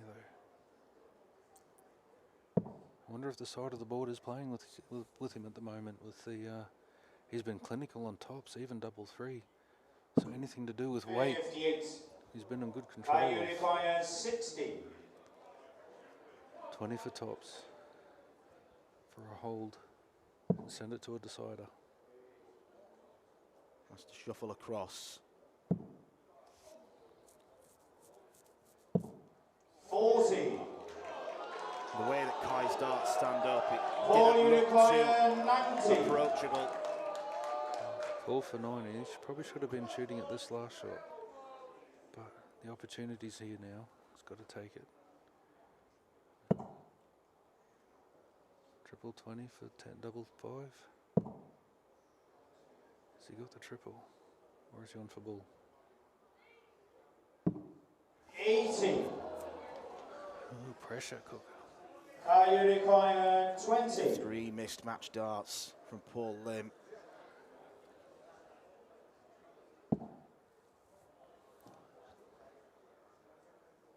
Got to get a little bit higher. That's good. But has that tail kicked over and blocked it? Go slow. Tricky little Paul, you double. require 10. Got to be aggressive with the first dart.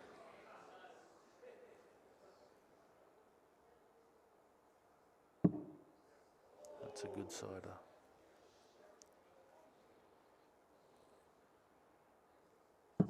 Eight. The lakeside master has beaten the apprentice. Paul Lim's campaign continues. He had to survive a real burst of form from Kai Van Look in the middle part of the match. At the 5th time of asking, with the 5th match start, Lim hit double 5. 2nd time in a row.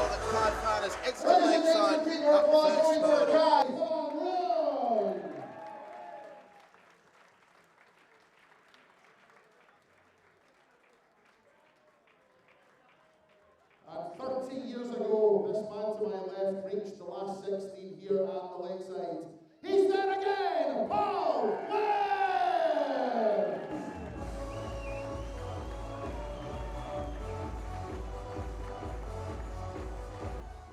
Well, ladies and gentlemen, another 10-minute break, and we will be back with our final match of the evening as the 2022 World Champion Neil Duff takes on Chaos Reese Colley.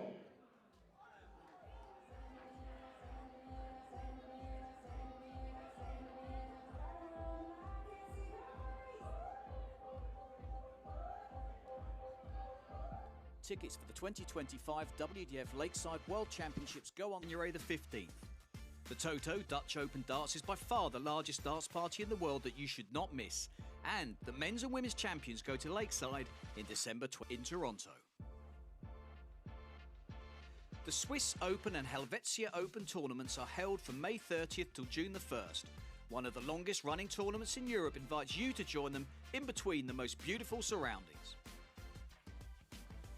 The Swedish Open and Masters takes place from 15th to 17th of August. A popular tournament for many of Europe's best arrowsmiths, the double silver weekend always provides great entertainment. The Latvian Open and Riga Open are held from October 17th to 19th. One of the biggest tournament weekends in the Baltic region is near the end of the 2025 WDF season. An excellent chance to pick up your much needed points in this silver and bronze weekend. For more information on each of these tournaments, go to the link in the description. A special thanks to our tournament sponsors and partners, Mission, Blaze, Quiff, Great Game, Dart Connect, L-Style and MasterCooler.com.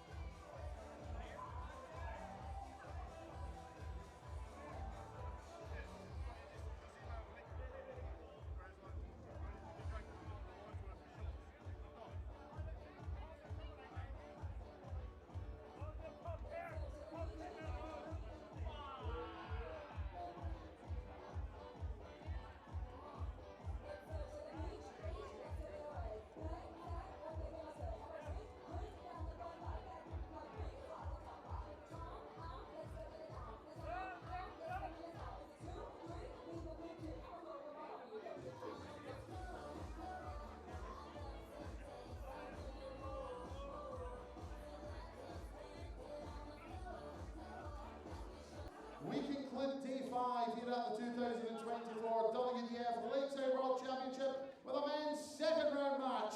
This is the home of World Darts. This is Lakeside. We welcome to the stage the former British Open champion, the reigning England Masters and WDF World Open champion, England's Chaos, Reese Colley. We now welcome back to the Lakeside stage the former Irish Classic, Pacific Masters and reigning England Open champion, the 2022 Lakeside World Champion, Northern Ireland's Duffman, Neil Duff!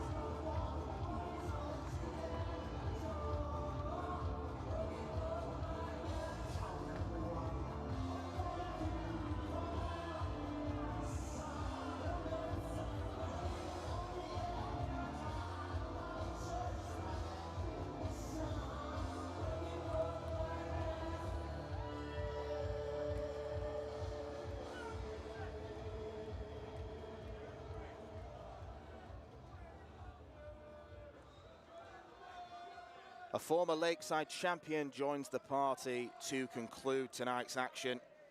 Neil Duff, the 2022 winner, beating Thibaut Tricol in a topsy-turvy roller coaster of a final a couple of years ago. Dumped out of last year's tournament by Chris Landman. This year has been okay as far as Duffman is concerned. Won the England Open. He seems to have taken up semi-permanent residency in Portsmouth because he plays loads of darts in the Modus Super Series. Had 3 straight weeks down on the South Coast earlier this year. Still gets plenty of match practice as well as playing on the seniors circuit as well. He faces an up-and-coming youngster in the form of Rhys Colley, who displayed good scoring power against Darren Johnson. Does need to tidy things up at the end of legs if he's to beat Neil Duff, because what we do know about Duffman, Andrew Sinclair, is that he's a player who's got a lot of courage and conviction. Absolutely, he displayed an awful lot of that the year that he won. This championship was dead and buried against Jim McEwen in the last state, and he toughed it out, found his way back and never looked back after that. And to be honest, this has actually, in terms of performances, been a really good year for Neil. He's played some great stuff. Whether it's in the seniors, the Modus, the WDF events, he has managed to fit into what is actually a very busy darting calendar. He's played very well and very consistently without a ton of rewards. So he will be hoping that that changes with a return to a place that was such a happy hunting ground 2 years ago. As for Rhys Colley, well, his previous meeting with Neil Duff helped him get to the Lakeside stage, winning against the Northern Irishman en route to World Open success. That was a gold-ranked tournament, so it was an automatic passport to this wonderful Lakeside venue. Yeah, I remember watching that game in Budapest, and I think the key thing for Rhys in that one was he made a very strong start on the opening 2 legs in that one, an early break of throw, and at that time it was only best of 7 legs, so he had the early advantage, and although Neil came back at him, Rhys maintained a very high standard and kept going, so he'll be looking to do more of the same, to make a strong start in this one, a bit like he did against Darren just yesterday afternoon when he won the first set. 60.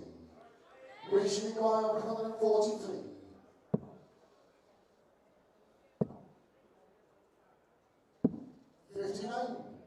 Neil Colley, 156. Might need to take this to hold his throw.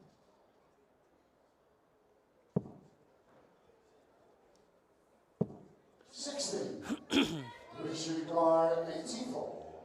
Colley returns. Treble 13. 28. Neil Colley, 96. A reprieve for the Duff man. 2 bites at double 18. 60. Rhys Colley, A look 56. of disbelief from Duffman that didn't go in.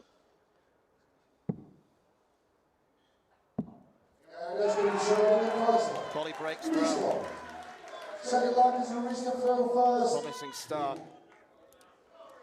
It's a big game for the young man from the West Midlands. Coming up against a former champion, would be easy to get overawed by the experience. Yeah, I think when Rhys came here last year, his opening game against a slightly off colour on that day, Dave Prinz, Rhys wasn't at his free-flowing best, as he appears to be now. He wasn't quite at his free-flowing best on that occasion, Rhys, but he got much better in the second round when he took on Wesley Plazier, who we've seen go on to achieve phenomenal things, but yeah, he looked a lot more at home in his second game, and I think there were parallels with his performance against Darren yesterday where there were nervy elements. The second set, he looked a little bit caught unawares. Darren roared back at him, but this one, different proposition, and hopefully he'll feel more comfortable on the stage. He's got a lot of support in here tonight in the Lakeside. Having that experience from last year in the back of his mind, it could be so invaluable.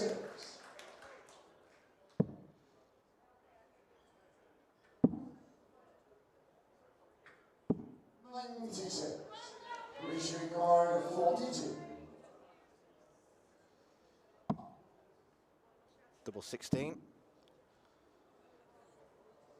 He's going to have to adjust for double 12. And that's been shown in the second half.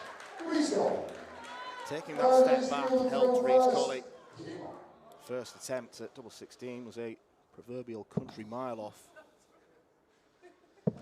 Yeah. That World Open victory that brought Reese here.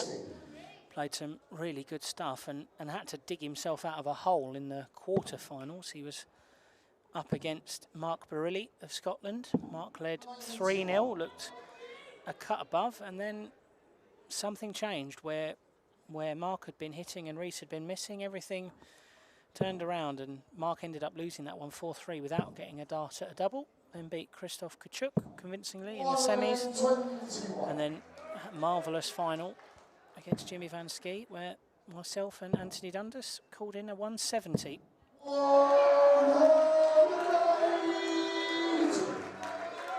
And not just any old 170, I might add. It was a 170 to win the tournament and book your spot here. So a pretty special one, safe to say, for the man from the West Midlands. And that was against Jimmy Van Ski, who was in storming form back then, and that's continued as we saw earlier this evening. Straight sets win over Sweden's Bjorn Leung, highest average we've had at Lakeside so far this year. Yeah, Jimmy was in dazzling form that day. Hit a remarkable average against Daniel Zapata of Catalunya in the semis, but again, Reese made a strong start in that final against Jimmy and ultimately had enough of a head start to see the deal out.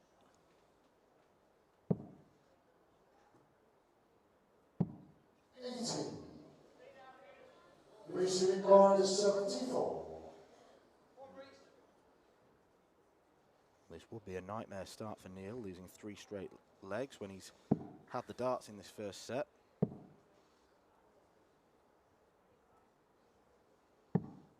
$34 million card 40.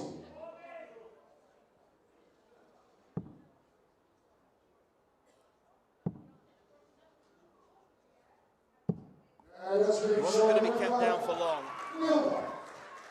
4 legs and Reese to throw first. Game on.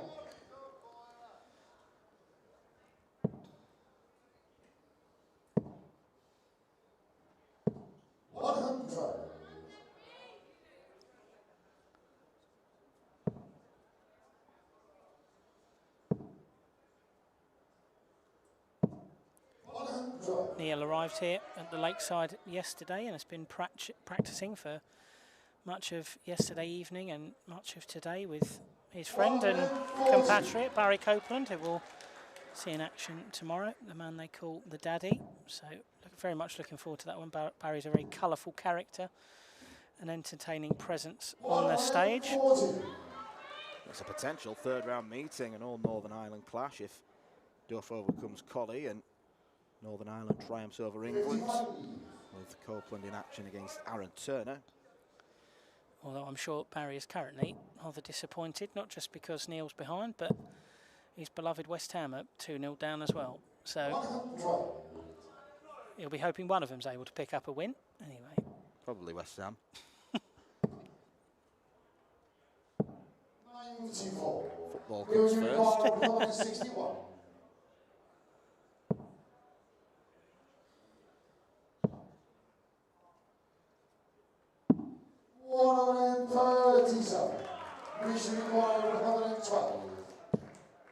Pressure on 112. Could go to the 18s if that first dart's a blocker.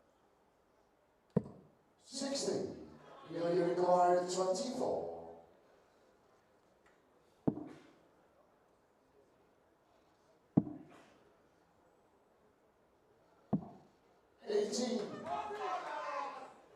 Wishing guard 52. Opportunity missed. 39. 32. Likewise from Collie. Viinikainen 6. Chaotic from Chaos.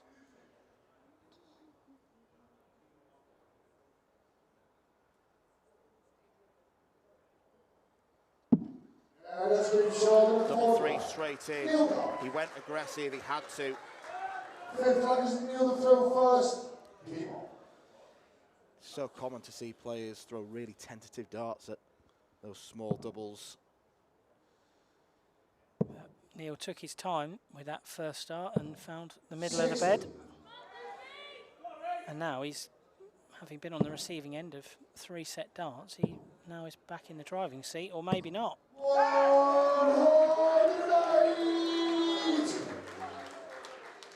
Second maximum for Rees of this game, 3rd in the opening set. 60. Saw a handful in that last game where I think everyone in the building was delighted to see the legend Paul Lim make further progress in this year's tournament. It was a fight and Leung played his part in a great battle, but yeah, Paul was held his nerve in a long match, and apparently Paul joked when he got backstage, "Can we go back to playing best of 3, please?" 57. Sadly not, Paul, because we want to see more of you.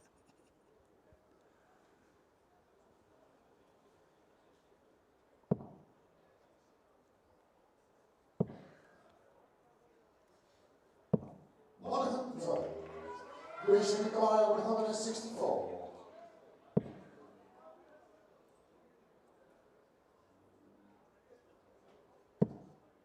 Very mature play from Rees Colley. It would be so tempting to try and land a big haymaker check out to win the first set, but he knows Neil can't take 1-8-1 out. No, and I think that's the real big difference from Rees compared to last year. He's matured, he's become a father this year, and he's also had some Pro Tour experience this time round as well.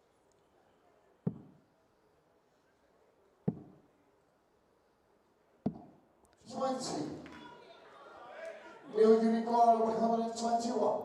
But in comparison to Neil Duff, he lacks experience.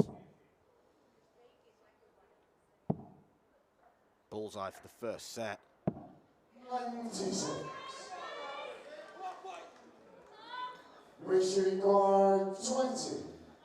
Well, 6 set darts have gone begging. I think that's 7. Let's give a show on the first set.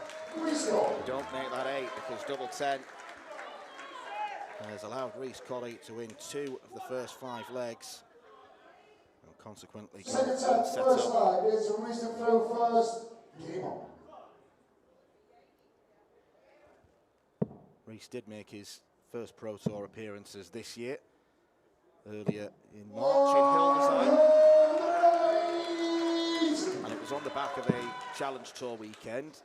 It came to the tournament and there were a few extra withdrawals, so the tournament director was knocking on hotel doors to see if players could stay an extra few days and play. Colley answered the call. 97.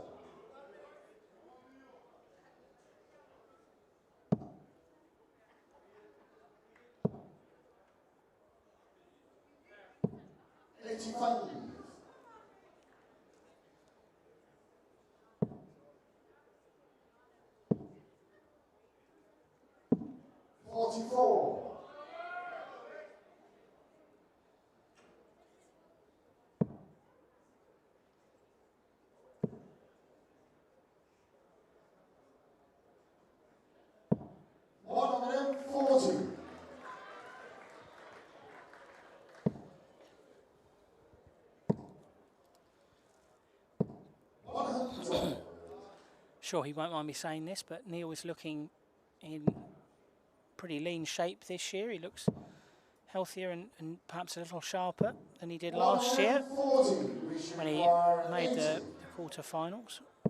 Perhaps a product of being so busy. 70. Viinikainen 56. Big number missed. Double top for Duff. That's a break throw. Second leg is Neil throw first. Game on.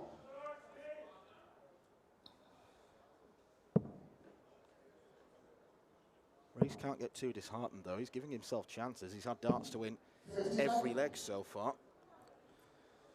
Yeah, and he really looks like he has stepped up on that opening performance against Darren Johnson. 81. Currently averaging just shy of 90, which is about 8 points higher than he did yesterday afternoon. 85. Neil, a similar mark, and it's really similar to his year average, I would suggest. But regularly in around the high 80s and low 90s in his seniors TV appearances, where, again, his good performances haven't really been merited with any trophy success.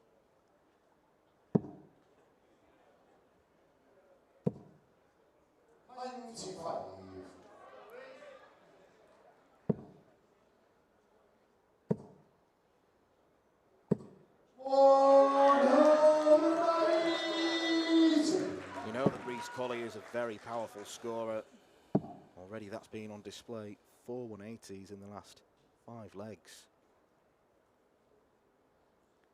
66 there for Neil, leaves him on 196. 86. Reaching required 142. So Reese has got 6 from here. 122. Come back for that double 10 again. 140. Reaching required 20. It's been a brilliant leg from Colley. And that's And he deservedly wins it. Restart. Breaks straight back. Third leg is Reese to throw first. Game on. It's a really attractive game of darts already. Both players knocking lumps out of each other. Absolutely. Here we go again. 125. Reese doing a little jig to collect the darts. It's been a strong end to the WDF season for Reese. Went to Chelsea in September and beat a man we saw in action this afternoon, Ryan Hogarth, to win the title down there. And then decided that he would take up his invitation to play in the World Masters in Hungary, his first time as a senior in the World Masters. Good to see Reese over there, and of course that was where at World Open he was ready, set to go in the qualifier on Sunday to find his way here, but he got the job done in the gold-ranked Open. 60. Which I think is, you know, since the WDF took over the running of this side of darts, it's been a really positive change, those gold-ranked tournaments, because it gives players that maybe can't commit to the tour because of other commitments, it gives them a great golden opportunity, if you will, in their region, but also means that you can qualify early.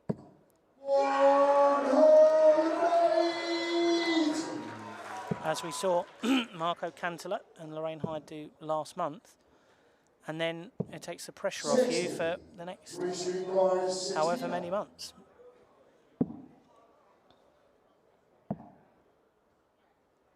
Double top for Reese Colley.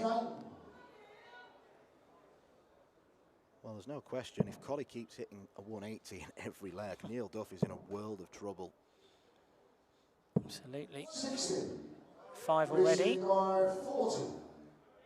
Duffman can't find a treble himself.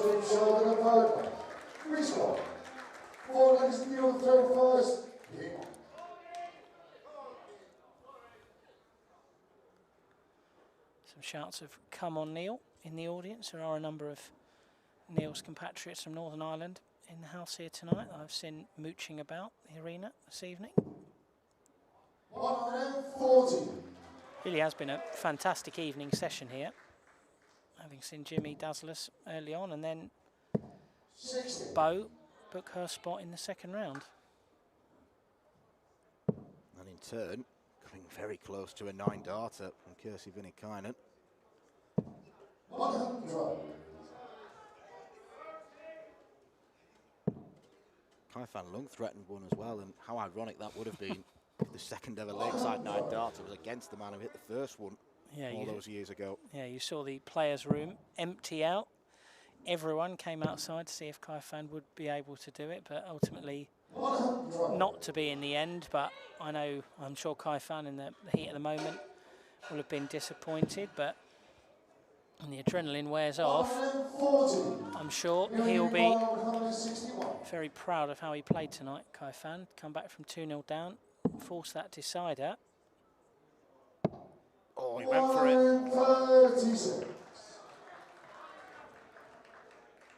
That would have been a big finish for Neil, but he does have time with Reese not on a finish. 26, million guard 25.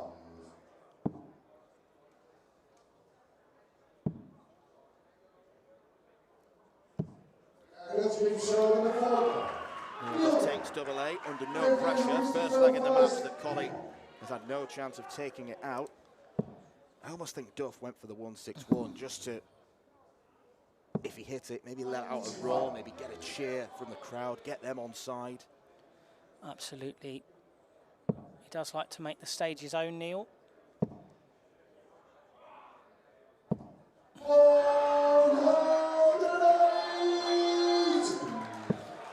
Taking a page out of his compatriot Brendan Dolan's book there with a little finger twirl.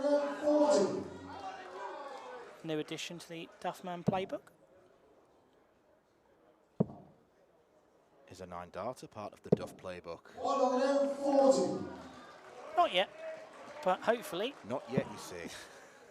Hopefully that's a good omen. Yeah. I mean, normally I'm a very pessimistic man, but on this occasion I will be as glass half full as possible. I had to try and remember then which way that expression went, which isn't a great sign. 45.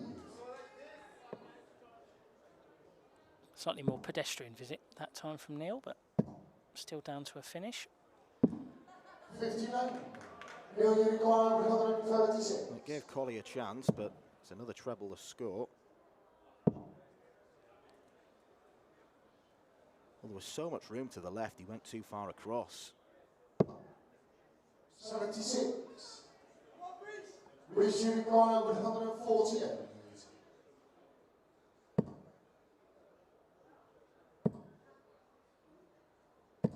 140. Million guard 60.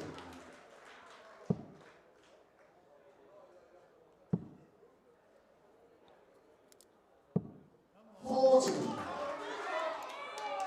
That's a big moment. 2 darts for the set. And now Reese can double his lead.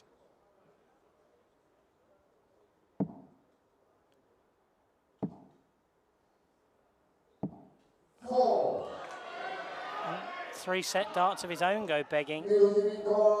Collie has scored wonderfully well in this game so far, 5 180s, but the Dublin Gremlins seem to have followed him from the Darren Johnson game. Just 5 from 21 have been struck. So Neil has swooped in. Not necessarily been a great performance from the former champion, but he stuck in there.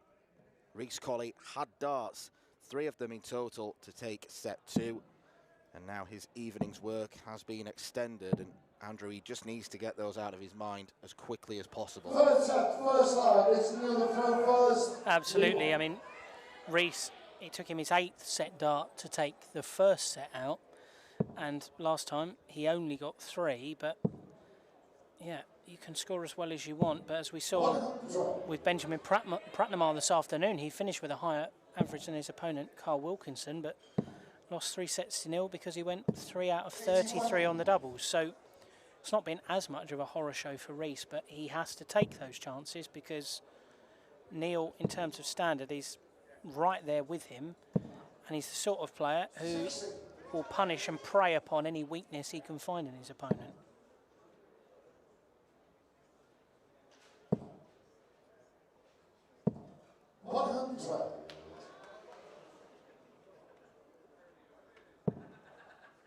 Collie was knocked out at the same stage last year, losing to Wesley Clysier. So it's not as if he gets gifted with easy draws when he comes to Lakeside.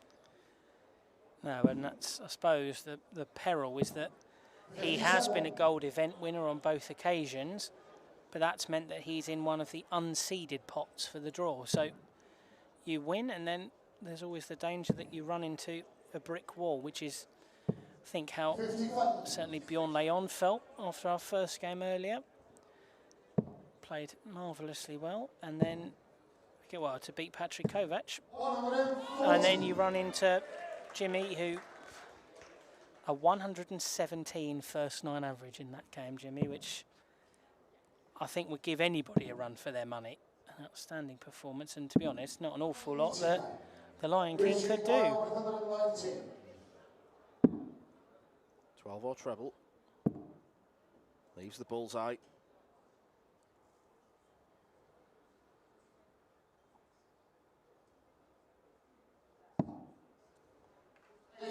Had to go for it. Can't assume that Neil Duff won't take 127. 119. I wasn't far away. Does he go conservative? No, he goes aggressive. They look like blockers. He's having to shuffle along. It's a lovely find there from Rees. Second leg is a Rees to throw first. I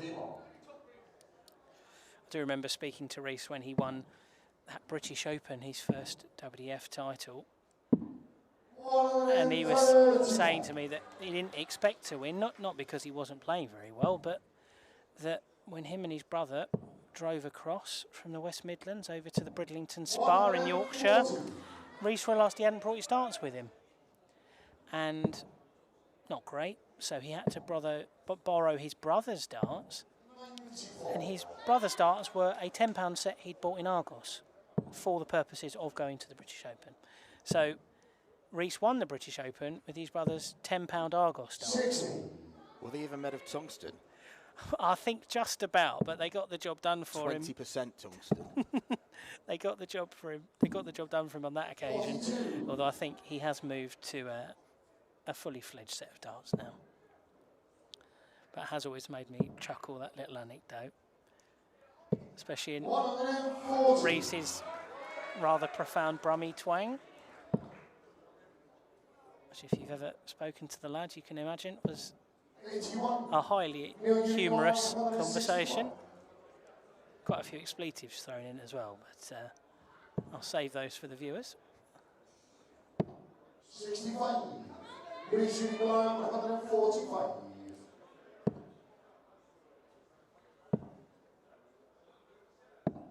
130.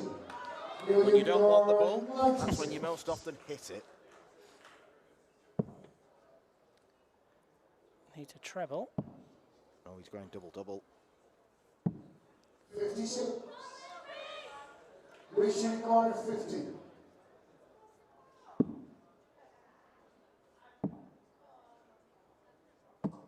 7. Million car 40. All missed doubles for Collie. Let's give shoulder the second leg. Neil Duff, the Punisher tonight.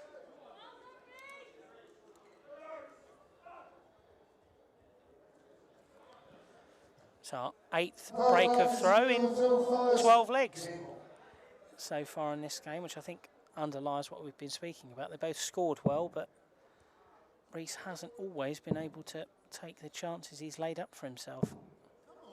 60. Very loud come on there from Neil, and it's met with Rees's fans, giving their man a bit of encouragement, but no big trebles for Chaos. Never shy of showing his full emotions is Neil. 140. Spoke about Rees coming through the World Masters weekend. It was a pretty tough go at the World Masters, actually, for Neil. Didn't need to play in the qualifier, of course, but in the Masters he was seeded and got drawn with a man who'll be joining you in the commentary box later this week. Scott Mitchell was in his group. Pretty tough group. Also featured the Swiss Stompy, Marcel Walpen, and talented young lad from the United States, Aaron Wrench. Neil came second, lost the big game to Scott in that occasion, and yeah, then had to be unseeded for the knockout stages, where he ran into Andreas Harrison of Sweden, which is always tough, and Andreas was outstanding in the first game of that day and knocked out Neil in a last leg decider. And then, as we've already discussed, World Open, last 64, beaten by this man right here, Mr. Colley. 96, Neil Viinikainen, 101. 44 left. 61. Viinikainen is 78. He looks unsettled as Neil.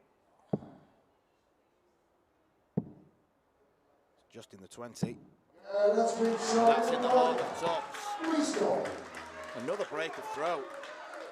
It's a proper flip-flopper of a game.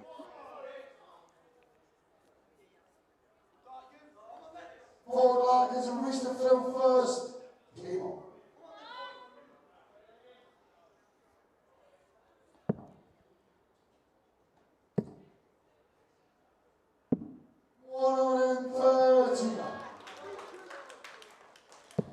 .180s have dried up because every time he hits 2 trebles, he seems to be going downstairs now. So there were multiple acres of room in that treble 20 bed there, but Reese electing to try his luck down the bottom section of the board, and he's looking down again. 97.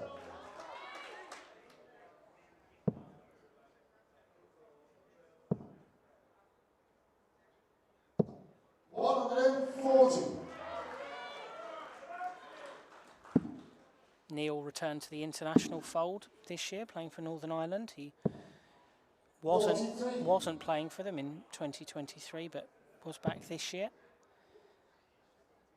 Got to 50 caps, I believe it was the milestone he wanted to reach. Played for them at the Europe Cup in Slovakia, and then promptly announced his retirement from the national team, having reached that milestone. So good to see him back wearing the jersey of the Red Hands once again.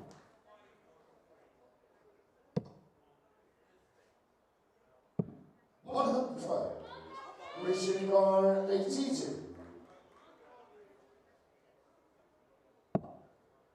17 for double top. Reese Colley is 2-0.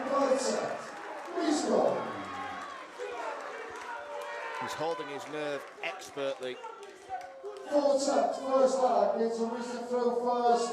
Game on.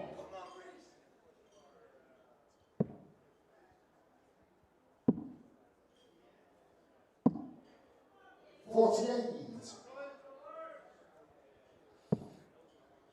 Colley always there or thereabouts, having darts in all but one of the 13 legs. 108.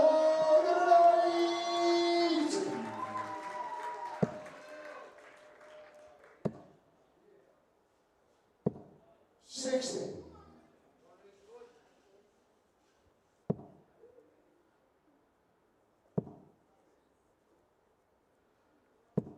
100.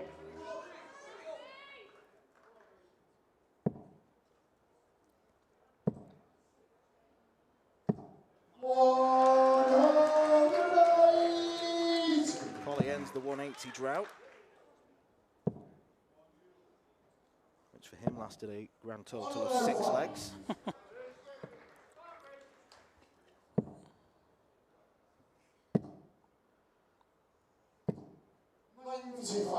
New Unicorn 160.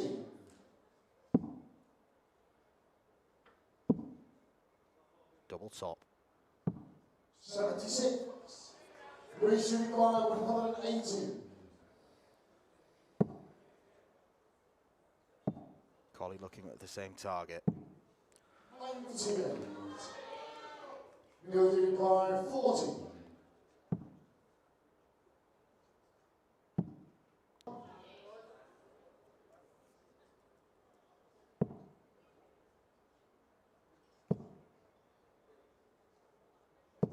100. Really wanted 2 or 3 trebles there, and I think that's why you saw Exclamation of frustration from the Duff man. 2 seconds.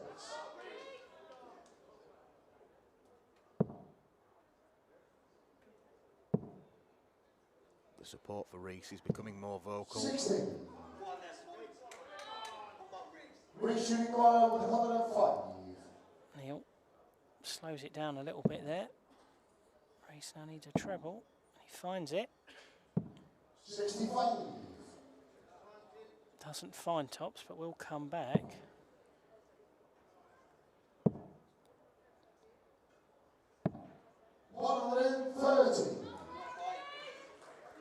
Smart use of the board. But will it have any bearing on this leg?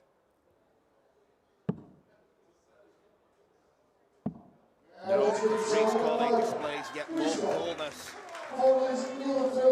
Another shot at double 10. And he is only one leg away from a place in round 3.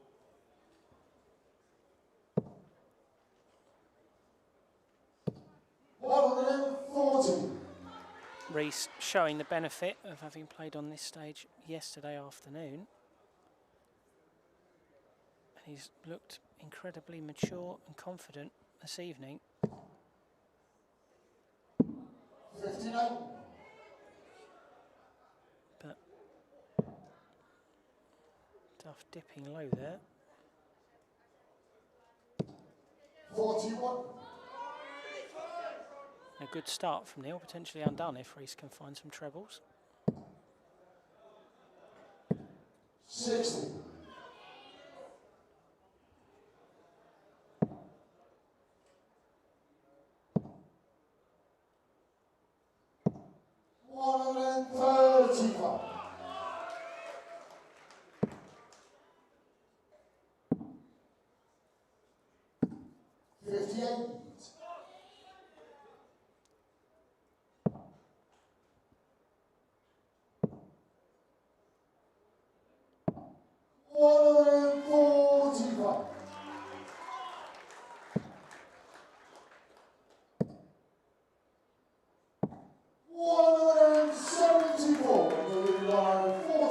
Unbelievable pressure.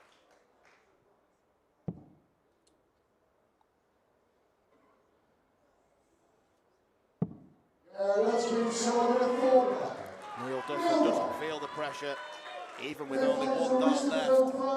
He manages to hit tops. What a huge leg this is. Reese has got to psych himself up.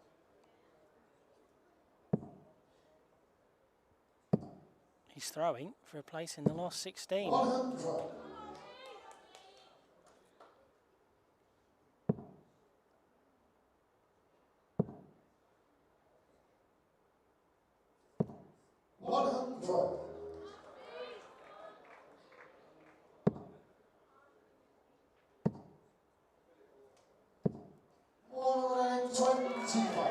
Cruel deflection, but he's still in a good position.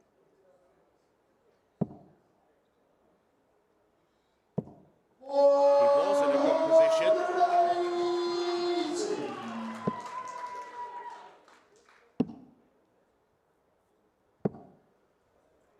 42. Attempted switch to the 18s, goes to the wrong side of the wire for Colley. And Neil ramping up the pressure. 140.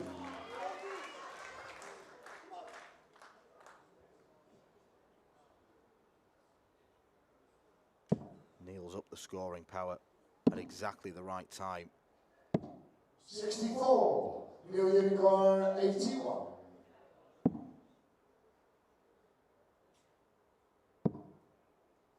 Doesn't take the risk. No, he does. 41. Well, that's brave, given Reese Colley's won a title with a 170 checkout. Reese shooting guard 170. Knowing smirk on Colley's face. Will Duff Band be made to pay? 105. Viinikainen 40.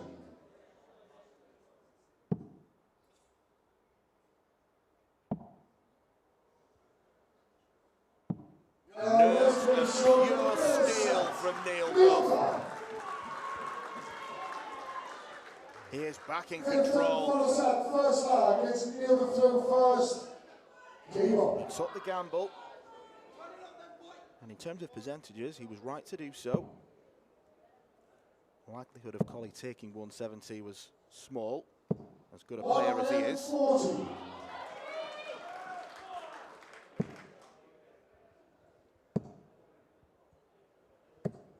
60.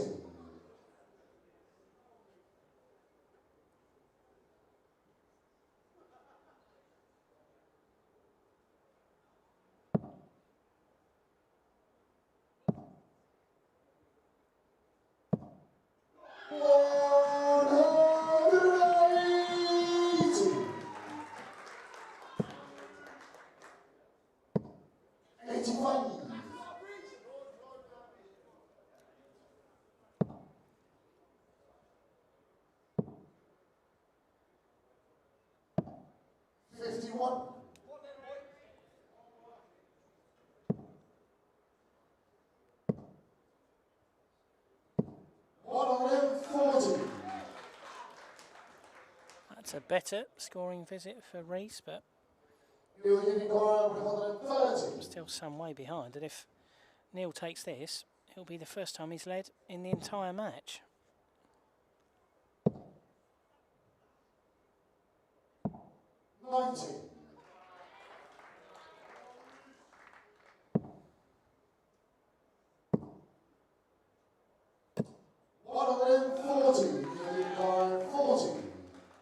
Scoring continues to be great from Collie.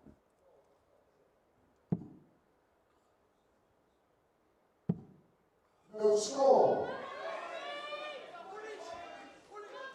Race shooting guard 76. Collie ready to pounce. Oh, he's going to have to go 25 ball.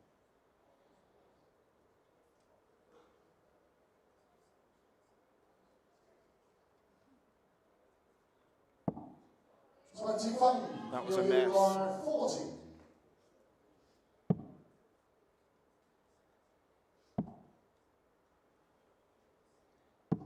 Neil Duff's got no time for mess. Neil Duff. Second thing is going to reach the field first. He'll be in love with that double five segment. It's rescued him a couple of times. 131. And now in front for the first time, the Duff man. 60.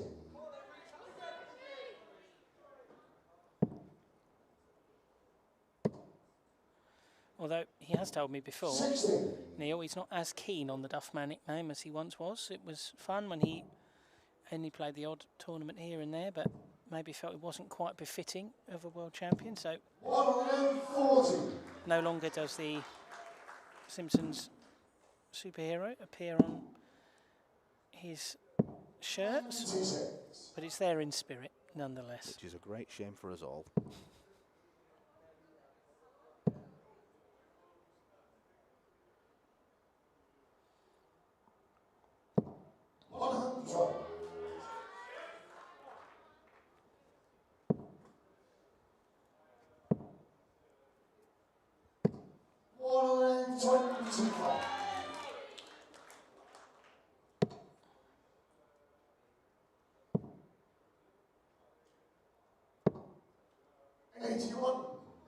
Wishing guard 85.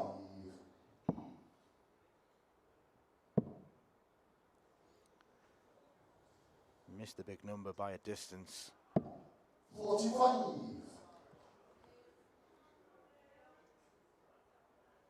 And unlike the majority of the game, Collie's now not giving himself chances to win legs. 20.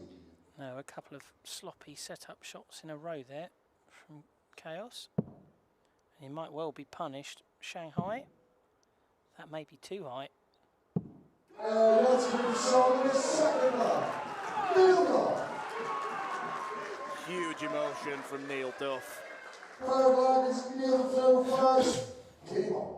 And dare I say, the instincts of a champion in this set took it all the way. He levelled us up at the break and he's taken it all the way to a fifth. In this set, an 18 darter and then a match high 120 finish, and now Neil's throwing for the match. 45. soon as that tops was landed, Collie bowed his head and looked very contemplative about the situation. 100.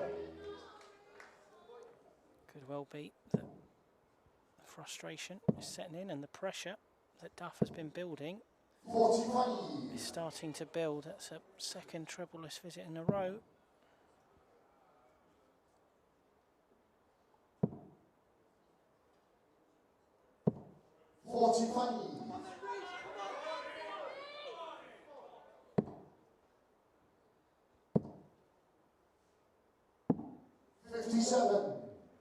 Collie looks gassed.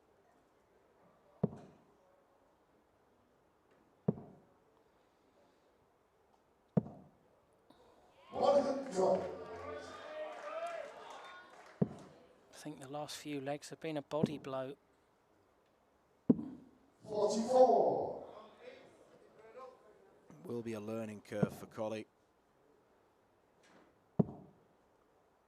This is so good. So good. A knowing roar from Neil there. 100. No finish for Collie.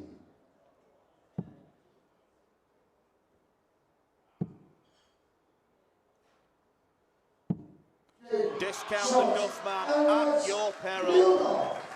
What a comeback from the Northern Irishman, winning 5 legs on the bounce. The experience of winning on this lakeside stage certainly showed. He salutes the Northern Irish flag that is flying in the crowd. The 2022 winner is off and running. He's beaten Reece Collie 3-2 in an absolute thriller. Ladies and gentlemen, incredible match to finish off P5. Please show your appreciation to Reece Collie.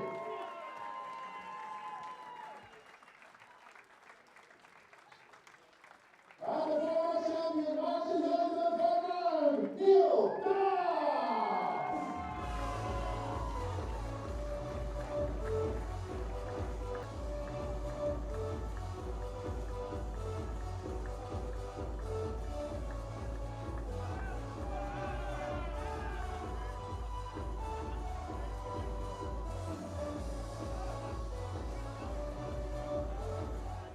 Ladies and gentlemen, that does bring P5 to a conclusion here at the lakeside. Have you all had an evening?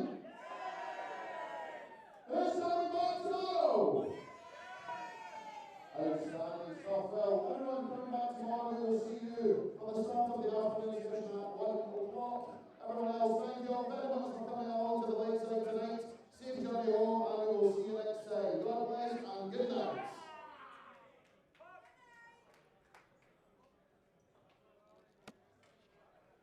Tickets for the 2025 WDF Lakeside World Championships. The Toto Dutch Open Darts is by far the largest darts party in the world that you should not miss. And the men's and women's champions go to Lakeside in December 2025. The Isle of Man International Darts Festival is held from March. The Golden Denmark Open provides the champions a direct qualification into the 2025 Lakeside World Championships. Along with the Silver Denmark Masters, it's a tournament weekend to look forward to. Dart shooters in Toronto. The Swiss Open and Helvetia Open tournaments are held from May 30th till June the 1st. One of the longest running tournaments in Europe invites you to join them in between the most beautiful surroundings. The Swedish Open and Masters takes place from 15th to 17th of August. A popular tournament for many of Europe's best arrowsmiths, the double silver weekend always provides great entertainment. The Latvian Open and Riga Open are held from October 17th to 19th, one of the biggest tournaments